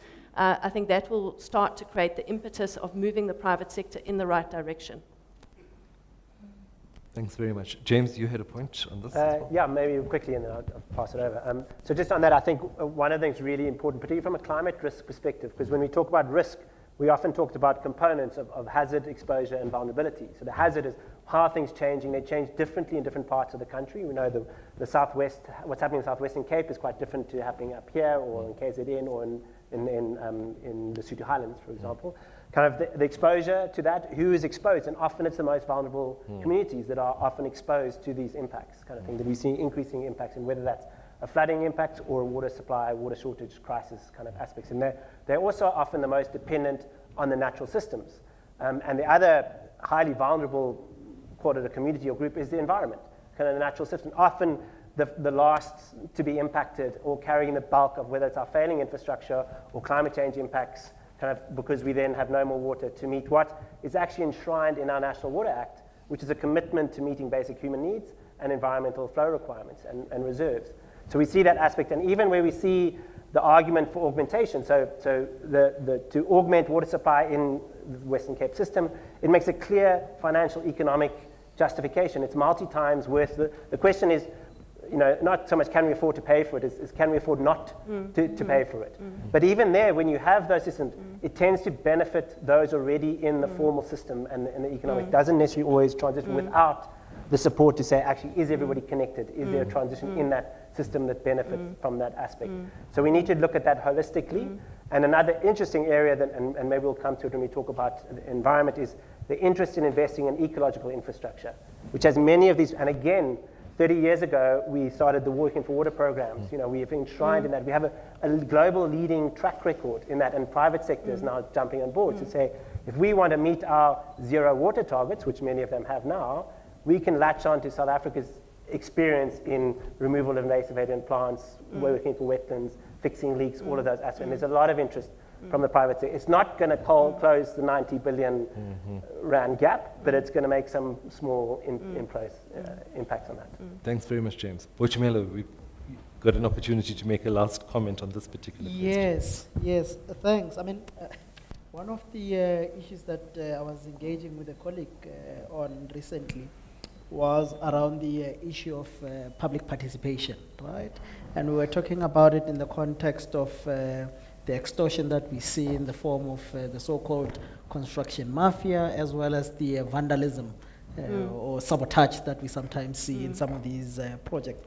And, you know, the person made a very good point that part of the problem that we have is that legislatively, we have to, involve stakeholder engagements and do all sorts of things. But, depending on who is implementing the project, sometimes they look at their own capacity and say, this is one of those things that you can sort of do as a tick box exercise. And sometimes they also, start asking themselves, at which point do you, involve communities? When in fact, what we should be doing is involve the community throughout the process, and also ensure that we've got buy-in and support the ownership. The communities can take ownership of the project as they are being laid out. And in relation to issues of inclusion, right? Again, this is using instruments related to CPGs. It's related to issues on the so-called secondary objectives of procurement, looking at your gender issues, local community development, and so on and so forth, and saying that if we want the community to be part of this particular project and to own it and protect it, not just when you are building the infrastructure, beyond as well. This is how I think we should be involving the communities and the public in general. Okay, thank you. There's some really rich points that have come out from all parts. I think one of the points made is that this transition is already happening, and we need to better understand what does it just mean and clarify those things. I think there's quite an important point around understanding who is vulnerable in any particular project situation, or whatever, what Angelica referred to as the social benefits associated and how those are distributed. And to better, there's analysis that needs to go along with understanding who benefits and how benefits might be more equitable. And then thirdly, there's this idea of kind of involving communities throughout, about creating an early sense of involvement and an early sense of ownership, and potentially even ownership models for some of these things. And then the ideas that were also brought about by Machadiso around the institutionalization of public participation, but here we're saying from an early stage, and participatory human rights assessments and so on as instruments that could potentially be utilized. So thanks for that rich conversation. And a number of you talked about how the involvement of communities needs to extend into partnerships. And I'd like to kind of focus us on the last question before we break for audience questions, is now how do kind of strategic partnerships start to enhance the delivery of climate resilient infrastructure projects, particularly closing that financial gap that we talked about earlier, but also closing the kind of project quality gap and making sure that there's fiscal sustainability, and I would add to that a kind of a just involvement of affected communities. How do we explore that idea of partnerships quite widely? Yeah, James, I'd like you to go ahead, particularly given the water resources, alien vegetation clearing work that you've been involved in. Yeah, so no, absolutely, and I think what we know, and this is, this is a challenge we've had in water, and why we have integrated water resource management and the concept of an integrated challenge, and it's becoming supercharged in a climate space, a social challenge space. This resilient space to operate is being narrowed on both sides. And in that you recognize it's everybody's challenge, but everybody needs to be part of the solution. And how do you balance those different voices and respect? And a big component of that is trust, and how you need to build trust. Many of the failures and challenges we've seen have been a breakdown in trust or a breakdown in communication and information sharing, and that leads to sort of unintended consequences that are deleterious to everybody. So kind of building that trust, and the challenge with that is, and this again speaks to our kind of need to grow and build and our procurement processes and our engagement systems. It takes time in many ways to build that trust and that relationships and taking a longer term view, which in many cases unfortunately we don't have, but partly because we've left it too late. But we do need to invest in that trust building aspect of it and to understand from different perspectives, whether it's technical, social, financial, environmental, kind of that it all comes in and has equal respect. But again, we need to also be able to make decisions and adapt to those. So it mustn't hold us back from making decisions. We can't get the perfect decision. We need to be able to make decisions, but then build in the adaptability to be able to adjust them in a climate space, but also in a social, dynamic social space, to let's adapt as we go along in that. So don't necessarily hardwire into fixed solutions. Cool, thanks. Avril, any thoughts from you around the strategic partnerships? Yeah, I think I would just want to talk maybe on two main partnerships that I see. The one is, I think, changing relationships with DFIs and with philanthropic kind of funding. So I think what we're seeing at National Treasury level is National Treasury raising a lot more financing from the DFIs. And we are also seeing that at the bank, that historically we hadn't been raising much funding from the DFIs. We're getting a lot more funding from the DFIs, and obviously it's directed to these kind of themes. That obviously comes with reporting requirements that becomes more onerous, and it's also a different nature of funding, long term and so on. But I think there's an opportunity to leverage that a lot more and put processes in place to better utilize that concessional element of the DFI funding.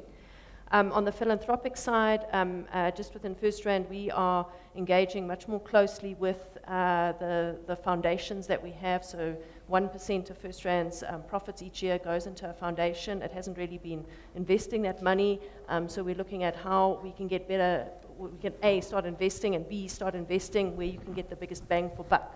And I think that can extend much more broadly beyond just our foundations, but to other philanthropic money in the private sector, as well as with government. And then I think an interesting conversation that I think we're really just starting on is around these cross-border types of partnerships. We were engaging with our colleagues who work in Mozambique, and when you just think about Cahora Bassa and the opportunities for energy and water associated with Cahora Bassa, you know, when you draw the line where Mozambique starts and you just think in South Africa, you overlook a whole lot of opportunities that are just beyond our borders. So I think expanding those conversations into these cross-border conversations is important. Great. Thanks, Avril. Angelica, would you like to come in on this topic as well? Yeah, and I think just to tie in on Avril's point around sort of international partnerships and so on, I think that's also very important. It was quite interesting. In 2022 was the first year that foreign direct investment in clean technologies essentially exceeded all other types of investment into Africa. So I think that's, you know, just showing in terms of international investors coming in. I think that's really, really key. But of course, I think, you know, international investment coming in needs to really have a good level of local context, right? And again, that's with partnerships coming in. And I think they, you know, bring new technologies, have some different ways of thinking, and sort of building our capacity with that, with information sharing. So I think that's quite key. And I also completely agree on the point around thinking not just within our borders, right, within the region, because we are highly integrated. You know, in terms of water and energy needs. So I think it's definitely a more regional perspectives needed. Yeah. Thanks. Boitumelo, any thoughts from your side around what the other speakers have just said around partnerships? Look, I think I can just make one additional point. I think as government, we often think that we always have to be the ones that are coming up with the solutions, and the sense that I get is that that's not necessarily the case. And for me, that's where the issue of partnering with think tanks, research institutions, you know, and so on and so forth, you know, in order to bring out the best solutions. But one of the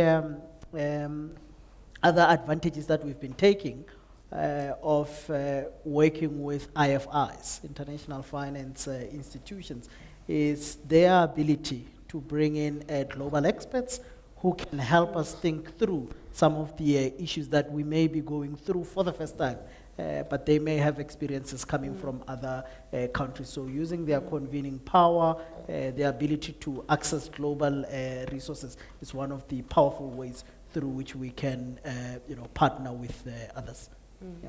Okay, cool. Machidisa? Yeah, for me, I just really would like to reiterate Avril's point about a strong public sector, first of all. I think that what we would welcome is seeing investment in building the capacity of the public sector, so that the public sector, when they're in all these conversations and these meetings, they are, you know, they're leading the way, because if they don't, there's lagging behind in terms of the policy and holding account and any consequence management if, say, within their partnerships, like the private sector doesn't do what they're supposed to do.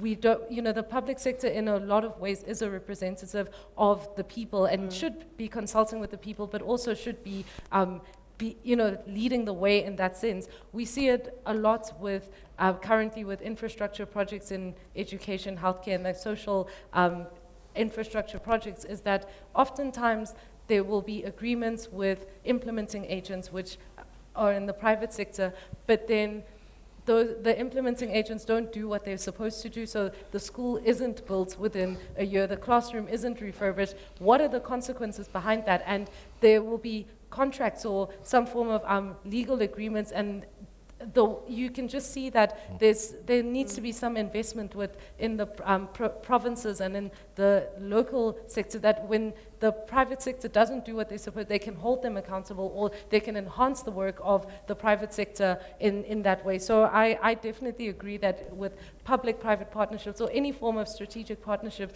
we also do need a strong public sector as well, and we'd like to see that the investments. We're seeing a lot of budget cuts in various areas, but we'd like to see some of those funds or underspending funds being redirected towards building the capacity of the state in the current moment urgently, but also in our response, in our transition that's currently happening.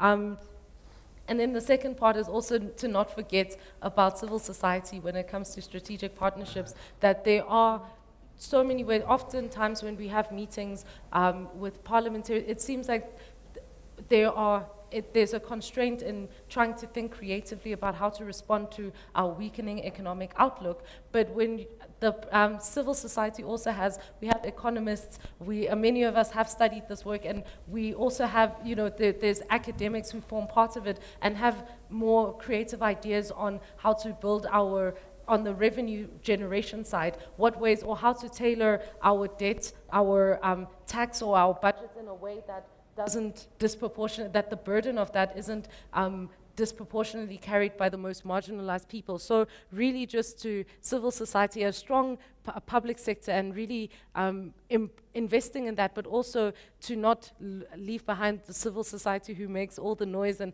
before it gets to protest level, because we have a lot to offer as well in these strategic partnerships. Great. Thank you. Thank you for that. I think from this discussion, there's a couple of really interesting points that came out, particularly about the different kinds of partnerships that could take place. The ones that Boitumelo talked about working with think tanks, working with research institutes that can convene power and draw people together. Avril talked about DFIs and partnering with them, philanthropic funders, and then expanding the idea of partnerships to kind of cross-border partnerships. But I do want to kind of stick on the kind of couple of the points that came up that that stuck out, in the sense that, for one, the capacity of the public sector to be able to partner is quite a critical thing. So partnerships can only happen once we develop the capabilities and capacity of the public sector to be able to do this. And these are an important area of investment in capabilities if we want stronger and better partnering with both the private sector and with civil society. And that both the partnering with the private sector would be for particular purposes in terms of leveraging resources, but also them exercising oversight over the quality of infrastructure. And certainly that same value around exercising oversight, making inputs into planning, and there are a number of parts of the infrastructure value chain that the civil society is particularly well equipped to do. But very much a lot of this is about building trust. And we need to understand how to build trust in the system. And that needs to be able to make partnerships work. And that means utilizing the opportunity to build capability with the public sector and to be able to strengthen trust building. So we've completed the kind of panel questions, and we've got some time left for questions from the online audience, from the audience and from the online audience as well. So I'm going to open the floor now for a set of questions for the panel to be able to answer. Yes? Can we get a mic to the person in the back with the black and white top on? Yeah. And then we've got another hand at the back there. Hi, thank you for the discussion. My name is Julie from Stellenbosch University. And my question, I'm really glad that the point of trust came up. And I think South Africa we have very much a legacy of distrust between people and institutions and government as well. Whether it's due to lack of capacity or services not being properly delivered. And I think this lack of trust over time obviously also means that when government and people engage, things tend to be very slow. So then I wanted to ask, what do you think, how do you think we can navigate, or maybe how do you think we can negotiate the slowness of public participation because of this lack of trust versus the need to actually build infrastructure very quickly? Like the Transmission Development Plan, for example, says we need 14,000 kilometers of transmission lines in the next 10 years. That means a very fast build of infrastructure. So how do you negotiate that need to build very fast with the need to still engage with the community, and that you're expecting that to not be quick because they don't trust you? Thank you. Thank you, great question. The person with the hand at the back corner. I'm not sure the mic is working, so I'll just do this. Okay. Sorry. My name is Vipusa, I work at the Treasury. I have a question for the panel, but I suppose it's really for Matsisi to be clear and for the panel. I think one of the things that I think is very interesting from the conversation side, your framework that we're building in sort of different ways, right? So you've got partnership frameworks, think about public and private participation. But I think the question is, are there examples of frameworks that we've seen that we can use as best practice that show us how communities can go along in the way we think about this? And the reason I ask this question is that my sense of it is, as we think about this ecosystem of blended finance and sort of taking communities along, the opportunities to sort of learn on the technical side and expand that in a technical way to the social side exist. And I wonder to what extent we've got examples from all over the world that we can look at to help us think about how to do this in a structured way. Thanks. Are you directing your question to anyone in particular or the panel in general? It's a combination, so maybe to start with, I'll ask Matsisa because she raised the question about this idea of framework and how we learn, and I think it's more generally to the panel. Okay, great. Okay, there's a hand here. Let's. Thanks. Hi, my name is Kelo. The question is to Boitumelo Avril, and I think we can all agree that municipalities and SOEs are not functional. So is there a pathway of fixing municipalities and working with private sector? Because at the moment, all this work happens at municipal level. So if the banks can't finance it, if Treasury doesn't have money, if municipalities are not working, what are we doing? Okay, sure. Thank you very much. There was a hand here. I'm going to take 2 more questions and then give the panel a chance to respond. Good afternoon, everyone. I'm Pumelele Kulugungu from National Treasury. I just want to also give an idea of when we talk about the investment in infrastructure, we often talk about building new infrastructure, but then we forget that there's also other infrastructures that are already there but are not maintained. It's either the municipalities are struggling to maintain because they don't have funds or they just neglect it. It's only when there's a problem that's when we only consider investing in that infrastructure, in the old infrastructure. So this is something we also need to think about before we even invest in a new infrastructure. What about the one that is already existing but then still not maintained or it's neglected? Thank you. Sorry, your question is directed at any of the panelists? Anyone. At anyone. Doesn't have to. Thank you. Okay, one more question and then yes, sir. There's one behind you. Hello, my name is Lindizwe. I'll direct my question to Boitumelo.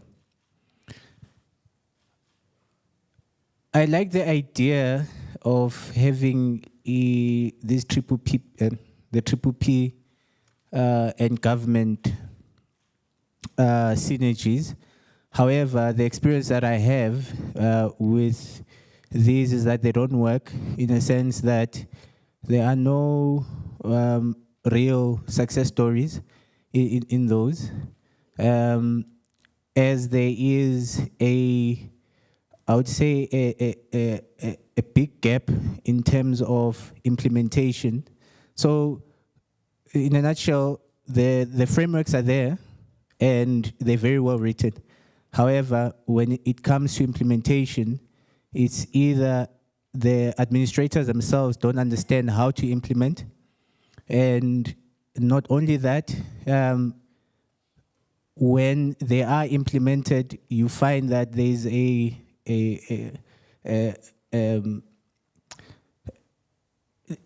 issues of legal challenges, in a sense that the administrators themselves are not sure whether to implement or not. So what mechanisms can you put in place to ensure that these frameworks themselves, when implemented, they can go from the point where they are initiated to a point where they successfully get to the end goal, without having these legal ramifications that come in place, and finding that at the end of the day, 3 years are wasted in engaging in a project, and then when the 3 years come, they're scrapped. Thank you. Okay, we've got a nice list of questions. I want to start with Matshidiso. If you can respond to the frameworks question first and touch on anything else you're wanting to touch on as well. Sure. So I think yeah, my answer will cover two people's questions. So I hope, yeah, it works out. So this also relates to how do we build the trust in the government, but also what are the best practices, like areas that this has worked. So I think those are really important questions because and areas of passion for me, so I'm very happy to answer them. And the first example for best practice or where is actually in our own context in South Africa. So National Treasury actually piloted a pre-budget consultation in 2021 and 2022, I think. So 1 year and year 1 and year 2. And what they did is, ahead of the national budget, so the budget cycle beginning in June, they opened up opportunities for people to participate or to share their insights on what they would like the budget, or what are priority areas they would like to see in the national budget ahead of the next budget cycle, or the next budget speech. And that was actually, you know, while small, it was actually very effective because there were insights or perspectives on how the budget impacts how the budget impacts different people across the country, depending on your demographics, depending on your geography, wherever it is. And why we say it's successful is because even those insights are still used today, both in locally in South Africa when we're discussing ways to institutionalize public participation, but they're also used as an example internationally. It keeps being brought up. Unfortunately, that pilot has just ended as a pilot, and so we could take it a step further and institutionalize those kind of ways so that we can ensure that moving forward, the budget is actually, or funding allocations are shaped by the intended beneficiaries. So I think that's a really good example of best practice with public participation. And also, I think earlier I'd mentioned about the PCC, the Presidential Climate Commission, going into coal mining communities, even though they're more areas that are going to be affected by decarbonization. So I look forward to hearing what they have to say. And outside of the lack of gender responsiveness, just the way that they've been engaging with the people, I mean, I'm just speaking again from personal experience, I see there's a shift in the way that the people on the ground are experiencing the idea of decarbonization. It was met with a lot of resistance at the beginning because the question is, what about our jobs? What about this? But now there seems to be, the conversation has shifted to what are we thinking sustainably? Well, these are some of the issues that we had with the coal mining companies, and how things were done in World Bank until then, and now things have changed. So I think even something like that, there seems to be a change in the way that people engage with the government. There used to be disinterest or resentment, and not to say that's been eradicated completely, because I would be lying, but there's been meaningful steps in now people actually go to these convenings, and there's more increased participation even among young people. Of course, again, it could be made better with a gender responsive lens. And then with human rights impact assessments, there are like EU member states who have been piloting to some extent or institutionalizing some form of impact assessments. We have had some in South Africa, but again, we can do a lot better when it comes to that. We can make them more participatory. So yeah, those are, that's just the answer. And just to close off my answer to say that this is also, that question is a good question in the sense that we can also be thinking about what we can do where we can even be game changers as a country. We know wherever we travel, we've heard things about South Africa's constitution. We instituted things in our constitution that were unprecedented at the time. And so this climate crisis could be an opportunity for us to lead the way in that way, because we know things that maybe the rest of the world needs to learn. And yeah, this is an opportunity for that. Thank you. Thank you. Okay, so let's move to one of the other questions as well. Avril, there was a question being asked around municipalities and SOEs and their capacity. Do you want to respond to that? And any other of the questions? So I think that there's a much larger call on the private sector to work with municipalities and state-owned enterprises to develop these projects.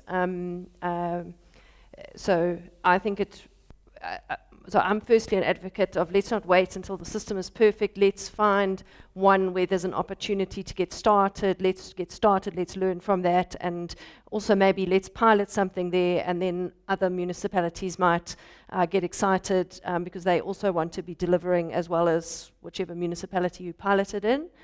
I see it as also that as a private sector financial institution, we would need to probably partner with the DFIs, for one thing, bring in a lot of the technical assistance that Boitumelo was talking about. You know, they have the power to, like institutions like the World Bank, to bring in the international expert on municipal billing and collections. Let's take advantage of that. Bring them in, sit with a specific municipality that is open to changing their approaches, and let's pilot a few projects would be my approach. I just wanted to pick up on also this question about the PPPs, and also just to build on the point that you made about the strength of the public sector, because I think one of the weaknesses around PPPs has been that, okay, there's I think there's a unwillingness from the public sector to bring in the private sector just generally. But I think underpinning it is also a fear that the private sector is going to take advantage of the public sector, that there's not confidence that we're going to be able, as the public sector, to negotiate a good deal. And so I think this point around really strengthening the public sector's capacity to go in and negotiate a good deal for itself and have confidence that it's negotiated a good deal is really important in getting that PPP pipeline going. Thanks very much, Avril. So James, earlier you were the one that mentioned trust first, and there was this question around how do you negotiate trust at the same time as urgency of delivery? Okay. Do you want to take a jab? Yeah, maybe answering the question of renewable is easier. Infrastructure renewal is easier than building trust. But maybe they're all linked. But I mean, if I can just answer the question on the renewal question, and then I'll get to the trust question. But it's very much, and that's a concept of the work that we did here, was to recognize that a big part of that funding gap is to fix the broken stuff that's in place. And that's probably about half of what the investment gap is needed to maintain it. Unfortunately, it's not the sexy stuff. It's not the stuff that's going to get the big international funds or the private sector involved or something like that. So it is a real challenge. A lot of it should be, and you can speak better, but how municipal systems work. Often it's financed internally within its own systems through the way they collect tariffs, through the shares. And what we often see is that is not always optimally used. So, for example, it's often not ring-fenced. So water, money gained in from water tariffs isn't necessarily spent on fixing water infrastructure. It sometimes goes to fix all the other challenges. It maybe fills the potholes. It maybe fixes the broken buildings or something like that. So often there's a challenge and there's a potential, and this is one option. It's out there to start ring-fencing those particular services and then make sure that there's sustainability within those different sections, and often sort of a utility type function, which has its challenges, but there's maybe benefits to there. It does then start to bring up the possibility to deal with your challenge around the municipality and the dysfunctional nature of them, and to build where the private sector can sometimes get involved in those spaces from a PPP tab, what we sometimes call things called performance-based contracts, for example, where you have a challenge like fixing leaks or renewals, where you said bring the private sector in to help, and the kind of payment return is on the savings and benefits from the fixing, you know, how much they've fixed and how much water they've saved, but then it's reliant on you still recovering the money to then pay to cover that. And this is where the question of trust comes in as well, and you've pointed out one of the hesitancies is often, and there have been some cases like that, I think in the energy sector where it hasn't worked because the private sector's often come in and it's quickly fixed the easy stuff, which the municipality should have fixed anyway, but then it's left the really hard stuff still hasn't been fixed, and so it kind of you're getting paid disproportionately to really fixing the challenges. So that's where you need that strong private sector to negotiate that good deal and build that trust and say we're not going in immediately suspecting you of malice or false intent, but we want to come up from a place of equal knowledge. And we talk about the knowledge economy, and that's how sort of Adam Smith and the whole economy functions, how disproportional knowledge spaces. So if your public sector doesn't know what it takes to fix the leaks, how can they negotiate a decent agreement? And so we need to build on that capacity. And again, that's where some of the research, you talked about partnering with research institutions, piloting it. There are examples in South Africa where they've tried to pilot those through the Strategic Water Partners Network, where we can learn from that and can build that knowledge about what is a good deal, what works, what doesn't work, and that maybe helps. Your foundation of trust is often information and knowledge and a common platform, and that's again where policy, research, and innovation can support and build that trust, and then bring in everybody to participate in that knowledge sharing. Thanks. Bochumelo, there was a question asked about PPPs and the implementation process and strengthening that. Do you want to respond to that question? I do want to respond to actually 2 or 3 points. And I want to start with our colleague from the National Treasury. And what she's raising is an important question around maintenance neglect. One of the outcomes of the report, SAISI report, South African Institute of Civil Engineers, one, they acknowledge the extent of our infrastructure asset base as a country. But what they're also showing is that the condition of our infrastructure has been declining over a period of time, and a lot of it has to do with the maintenance neglect. How we would typically respond from a treasury and from a government perspective, my sister, I hope you know about IDMS. This is just government talk. In government talk, we'll say there's an IDMS, Infrastructure Delivery Management System, and it talks about 4 things. The first one, it says there's portfolio management. Okay, when you're thinking about infrastructure, there's portfolio management. The second layer, it talks about program management. So from your portfolio, you need to be going into your programs. And then from your programs, interestingly, it says go into your operations and maintenance. Once you've done that, then you can start thinking about new infrastructure. So for us, it was a shift that we wanted to introduce it just in terms of how government thinks about some of these things. But as he said, I mean, maintenance is one of those things that are not particularly sexy. It's not, the things where we are going to see people cutting ribbons and so on and so forth. And because of the mismanagement, financial mismanagement, as well as governance issues, money does come in and it does everything else except the maintenance of infrastructure. So I think that it's an important point. One of the things that we've started doing now on the so-called budget facility for infrastructure, we say it's okay, we can talk about your new infrastructure or your brownfields, but you must tell us about the full life cycle costs. You must anticipate them in budgets, and you must tell us where those funding, what those funding sources are going to be. And you can sort of see the kind of resistance that we have from people. Firstly telling us that, yeah, but you can't be asking us about something that will be happening 7 years from now. And we say, well, if you can't think of 7 years from now, just imagine in 22 years from now when our infrastructure is supposed to be long term. So I just wanted to deal with that issue a little bit. And then there was a question here about SOEs and municipalities, and this is just an extension of what others have said. It's true that these, well, a lot of municipalities and SOEs are dysfunctional. Again, mismanagement, governance, and a whole range, well, sometimes political interference, and so on and so forth. So the decision that we have to make is, do you build a capable public sector client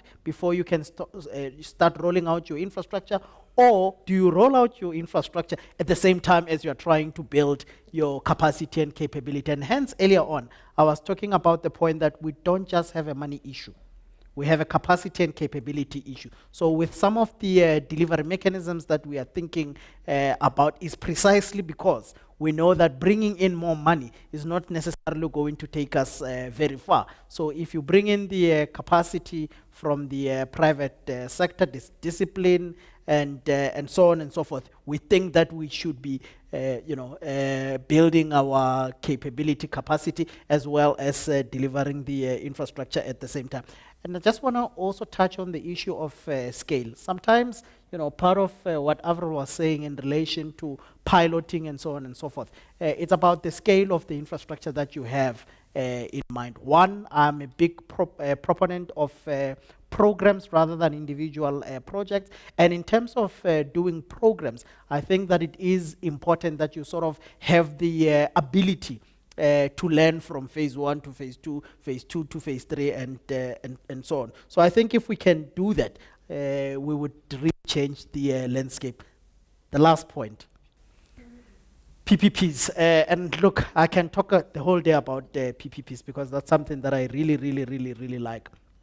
We do have some successes, in the triple P space, and we usually quote the Gautrain. There are several others that one could talk about, but we do have some successes.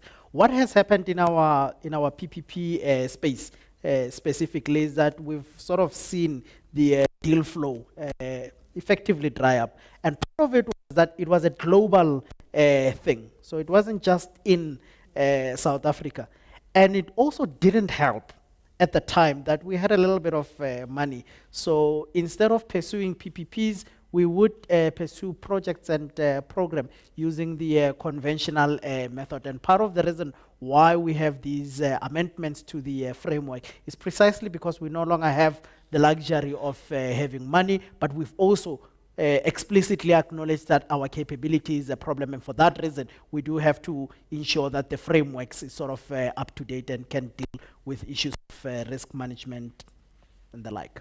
Thanks very much, Boitumelo, for that response on PPPs. Angelica, I haven't given you a chance to respond to any of the questions, so that I'll give you a chance, and then probably we can move to wrapping up thereafter. Perfect. Yeah, so I will touch on actually the first two questions. I think they're kind of related around trust, and I'm going to take a risk and take off my economist hat and pretend I'm a communication strategist. It's all about communication, right? And we need to kind of get away from this mindset where it's published in the government gazette, or you have one of those small little white signs with the tiny writing on it, right? And then that's public participation. Maybe a tender meeting, with a local community. It's an ongoing process, and you've got to use different types of communication strategies right around that. And that's at different levels, think about who your actual stakeholders are. just community is perhaps not good enough as a stakeholder, and Masidi pointed it out as well, right? You need to think about women, children, vulnerable groups, and really think about how to target your communication and do so throughout the project, right? And that's also in terms of how to speed up some of the public participation process. If people understand from the beginning what they're getting themselves into, what they can comment on, it's not about like being late in the game and say, oh no, I didn't agree to this kind of development, right? And then also similarly around frameworks and some examples. I think the city of Cape Town was a really good example of communication around, the water crisis, right? And, kind of bringing various communities together around sort of this common cause. So perhaps there's lessons to be learned from there in terms of how that communication was done. And I think that also just maybe the closing remark, I think that's also, it's not just about infrastructure in the ground and technology, it's also around behavior change, right, from everybody. So I think that's just an important element to consider. Also just this communication strategy is not just a one and done, it's ongoing, right? And has to be all encompassing. Thanks, Angelica. So in taking us, in concluding on this very rich discussion where we've explored different aspects about financing climate resilient infrastructure in South Africa, we've covered a number of areas, and there's been a rich discussion that's come out. I'm wanting to know from panelists themselves, in wrapping up, is there one particular message that you would like the audience to be able to walk away with, coming out of your thinking around climate resilient infrastructure and how to be able to deliver that in the South African context? Angelica, I'm going to start with you and then work our way out. And yeah, just your summary in a minute of what is the key message that you'd like people to leave with? Yeah, I guess for me the key message is really the purpose of today, right? It's around partnerships. Climate change and sustainability is not about like one particular skill set, right? It's a variety of different skill sets. It's a variety of people's perspectives. I think it's all about this kind of having this integrated, holistic approach. And again, it's around bringing communities with and communicating effectively. Great. Thank you very much. Putumela, your thoughts? So, look, from my perspective, it's really about effectively leveraging infrastructure investments to deliver on our socio-economic goals, socio-economic development goals of this country, using the collective strength of the government and the private sector. And for me, I think if we can do that and embed issues of resilience, not as an afterthought, but actually as an embedded part of the planning, execution, and all sorts of other stages, I think we would have done our job. Thanks. Thank you, Putumela. Errol? I think mine is quite simple. It's the sort of analogy of the best time to plant a tree was 20 years ago. The second best time to plant a tree is now. So I think let's get started. Let's not, I think, beat ourselves on the back for what we haven't done perfectly in the past. Let's not wait for it to be perfect. Let's get started today. Great. Thanks very much. James? Yeah, I'm very much a similar sort of concept. I think the main thing is to really strengthen what we already have, and stop us going backwards, thing, before we start going forward, and recognize the opportunities we have and how we've evolved into a resilient space, and let's build on it. Let's fix the backlogs. Let's build these integrated systems. Let's build the trust present, and then absolutely let's go forward. But let's use information to support that, and make good decisions as with bringing in as much information as we can, so that all parties can participate in that decision making going forward, and then we can really get wheels and move forward. So I agree obviously with everything that all of these panelists have said, which is really important. And I think maybe my closing remarks for the everyone who's in attendance is to also just leverage the current existing public participation methods. So it's easy, we can talk about it here, but and there are ways that we could be better at it. But we have, and I think our National Treasury ranks quite highly in terms of like our budget transparency and among other sort of those kind of interventions. And so I do think that as everybody who's in attendance, we should also be thinking about how we can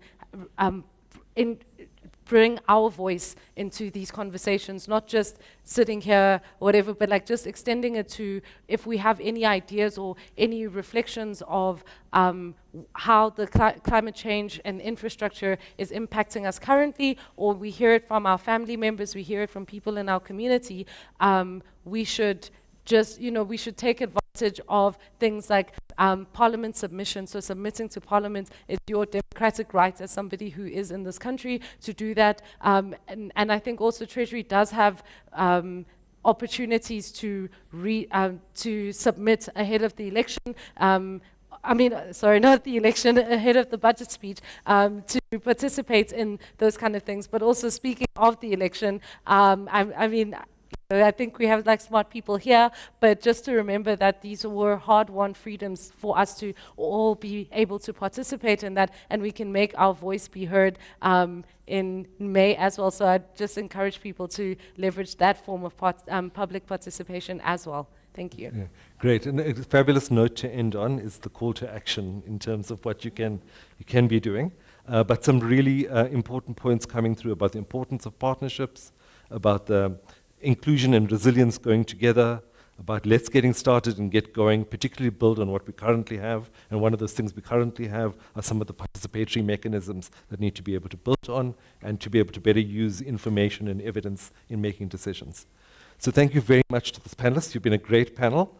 And I'm going to hand over now to Dr. Kunal Sen for the closing remarks. Thank you very much.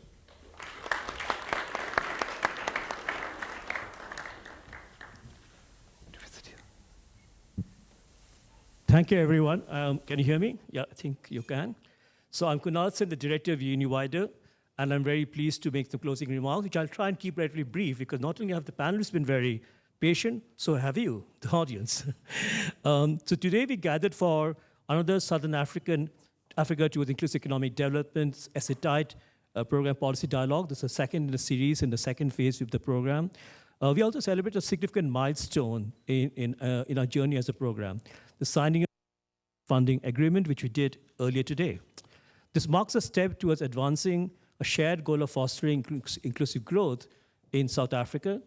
And I'm really pleased that all of you could be here today for this very important programmatic milestone and the policy dialogue, both here and also online. ESETIDE holds strategic significance for UNU-WIDER. Since inception of the first phase of our program, the focus has been on fostering a symbiotic relationship between research and policy making, and that was very evident in the discussion today. Over nearly a decade, UNU-WIDER has worked closely with South Africa, utilizing data and research as a tool to address economic challenges. We partner with key stakeholders, such as the National Treasury, South Africa Revenue Service, and the UK Foreign Carbon Development Office, and also the European Union as today onwards.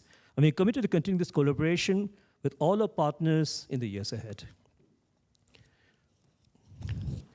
While collaborating to produce research is significant, and that's what we do in ESETIDE, another priority is ensuring research uptake.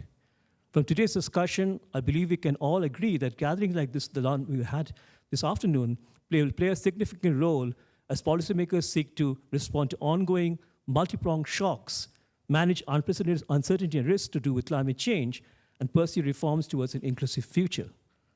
The ESETIDE policy dialogues we engage in serve as important platforms for bridging the gap between research and policy making. By convening stakeholders from the private sector, civil society organizations, and the government, and was so well represented in this panel today, we aim to facilitate knowledge exchange and ensure that our research is visible and closely aligned with practical policy priorities. From listening to today's discussion, I was very pleased to say that our objectives have been largely satisfied. Some of you may have encountered new faces and perspectives, and we're always trying to bring new voices into this discussion, which is precisely what we aim for. We're meeting at a critical time with climate change challenges which are facing communities across the world, the increasing frequency of extreme weather events, rising sea levels and shifts in precipitation patterns, some of the manifestations of this global problem that almost everybody in the world faces right now. In response, it is essential we work together to develop strategies for mitigation and adaptation. This dialogue here that we had today is the starting point of a long journey for us to realize a climate-resilient future. I was struck positively by the discussion that was so engaging, and I also felt there were certain things that came to me very strongly. The question of the just transition, how can we make the transition just? Also to think about looking at learning from the past as we think about the future. Also to bring in not only the private and public sector, but also the community's voices so that we can listen to those we want to reach out to in the ultimate goal of developing a climate resilient future. And also to understand the balance between private sector, the public sector, building state capabilities, and also to try to make the private sector as efficient as possible to develop efficient infrastructure. All these kind of discussions came together very well today, and I hope we can carry on the discussion going forward. So I would like to extend my thanks to the panelists who have really been great. I want to name each one of you in turn. Angelica Golliger, Avril Halstead, Boitumelo Mashilo, James Cullis, Mashidiso Leon Kwasa, and of course, very ably moderated by Nishinder Mudle. Thank you so much, Nishinder, for doing that.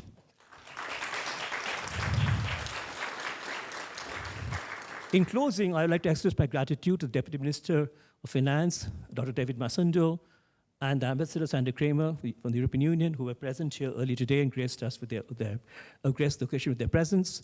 Colleagues in the National Treasury, UK FCDO, the European Union, and the South Africa Revenue Service for their partnership. Together we form strong networks and effective collaborations that will continue to enhance evidence-based policy formulation in the years ahead, and exactly that's the point of ESSETIDE. I also want to acknowledge and thank the University of Switzerland's Global Change Institute, Professor Francois Engelbrecht and Professor Imran Valodia for their generous hosting of this event and their unwavering support, which has really been instrumental in the success of the dialogue, and also to host this event in such a wonderful room. Without their collaboration and dedication, this gathering would not have been possible. The collective efforts and partnerships cultivated through ESSETIDE demonstrate our shared commitments to advance policy research and shaping the trajectory of South Africa's development. And we can look forward to further policy dialogues of this type in the years ahead. So I'm going to close this event now by inviting you for a small reception just outside, I think, of this room, or maybe a little bit, just outside the building, I think. And look forward to discussing further discussions going forward, and perhaps also having an opportunity to talk to the panelists themselves. Thank you.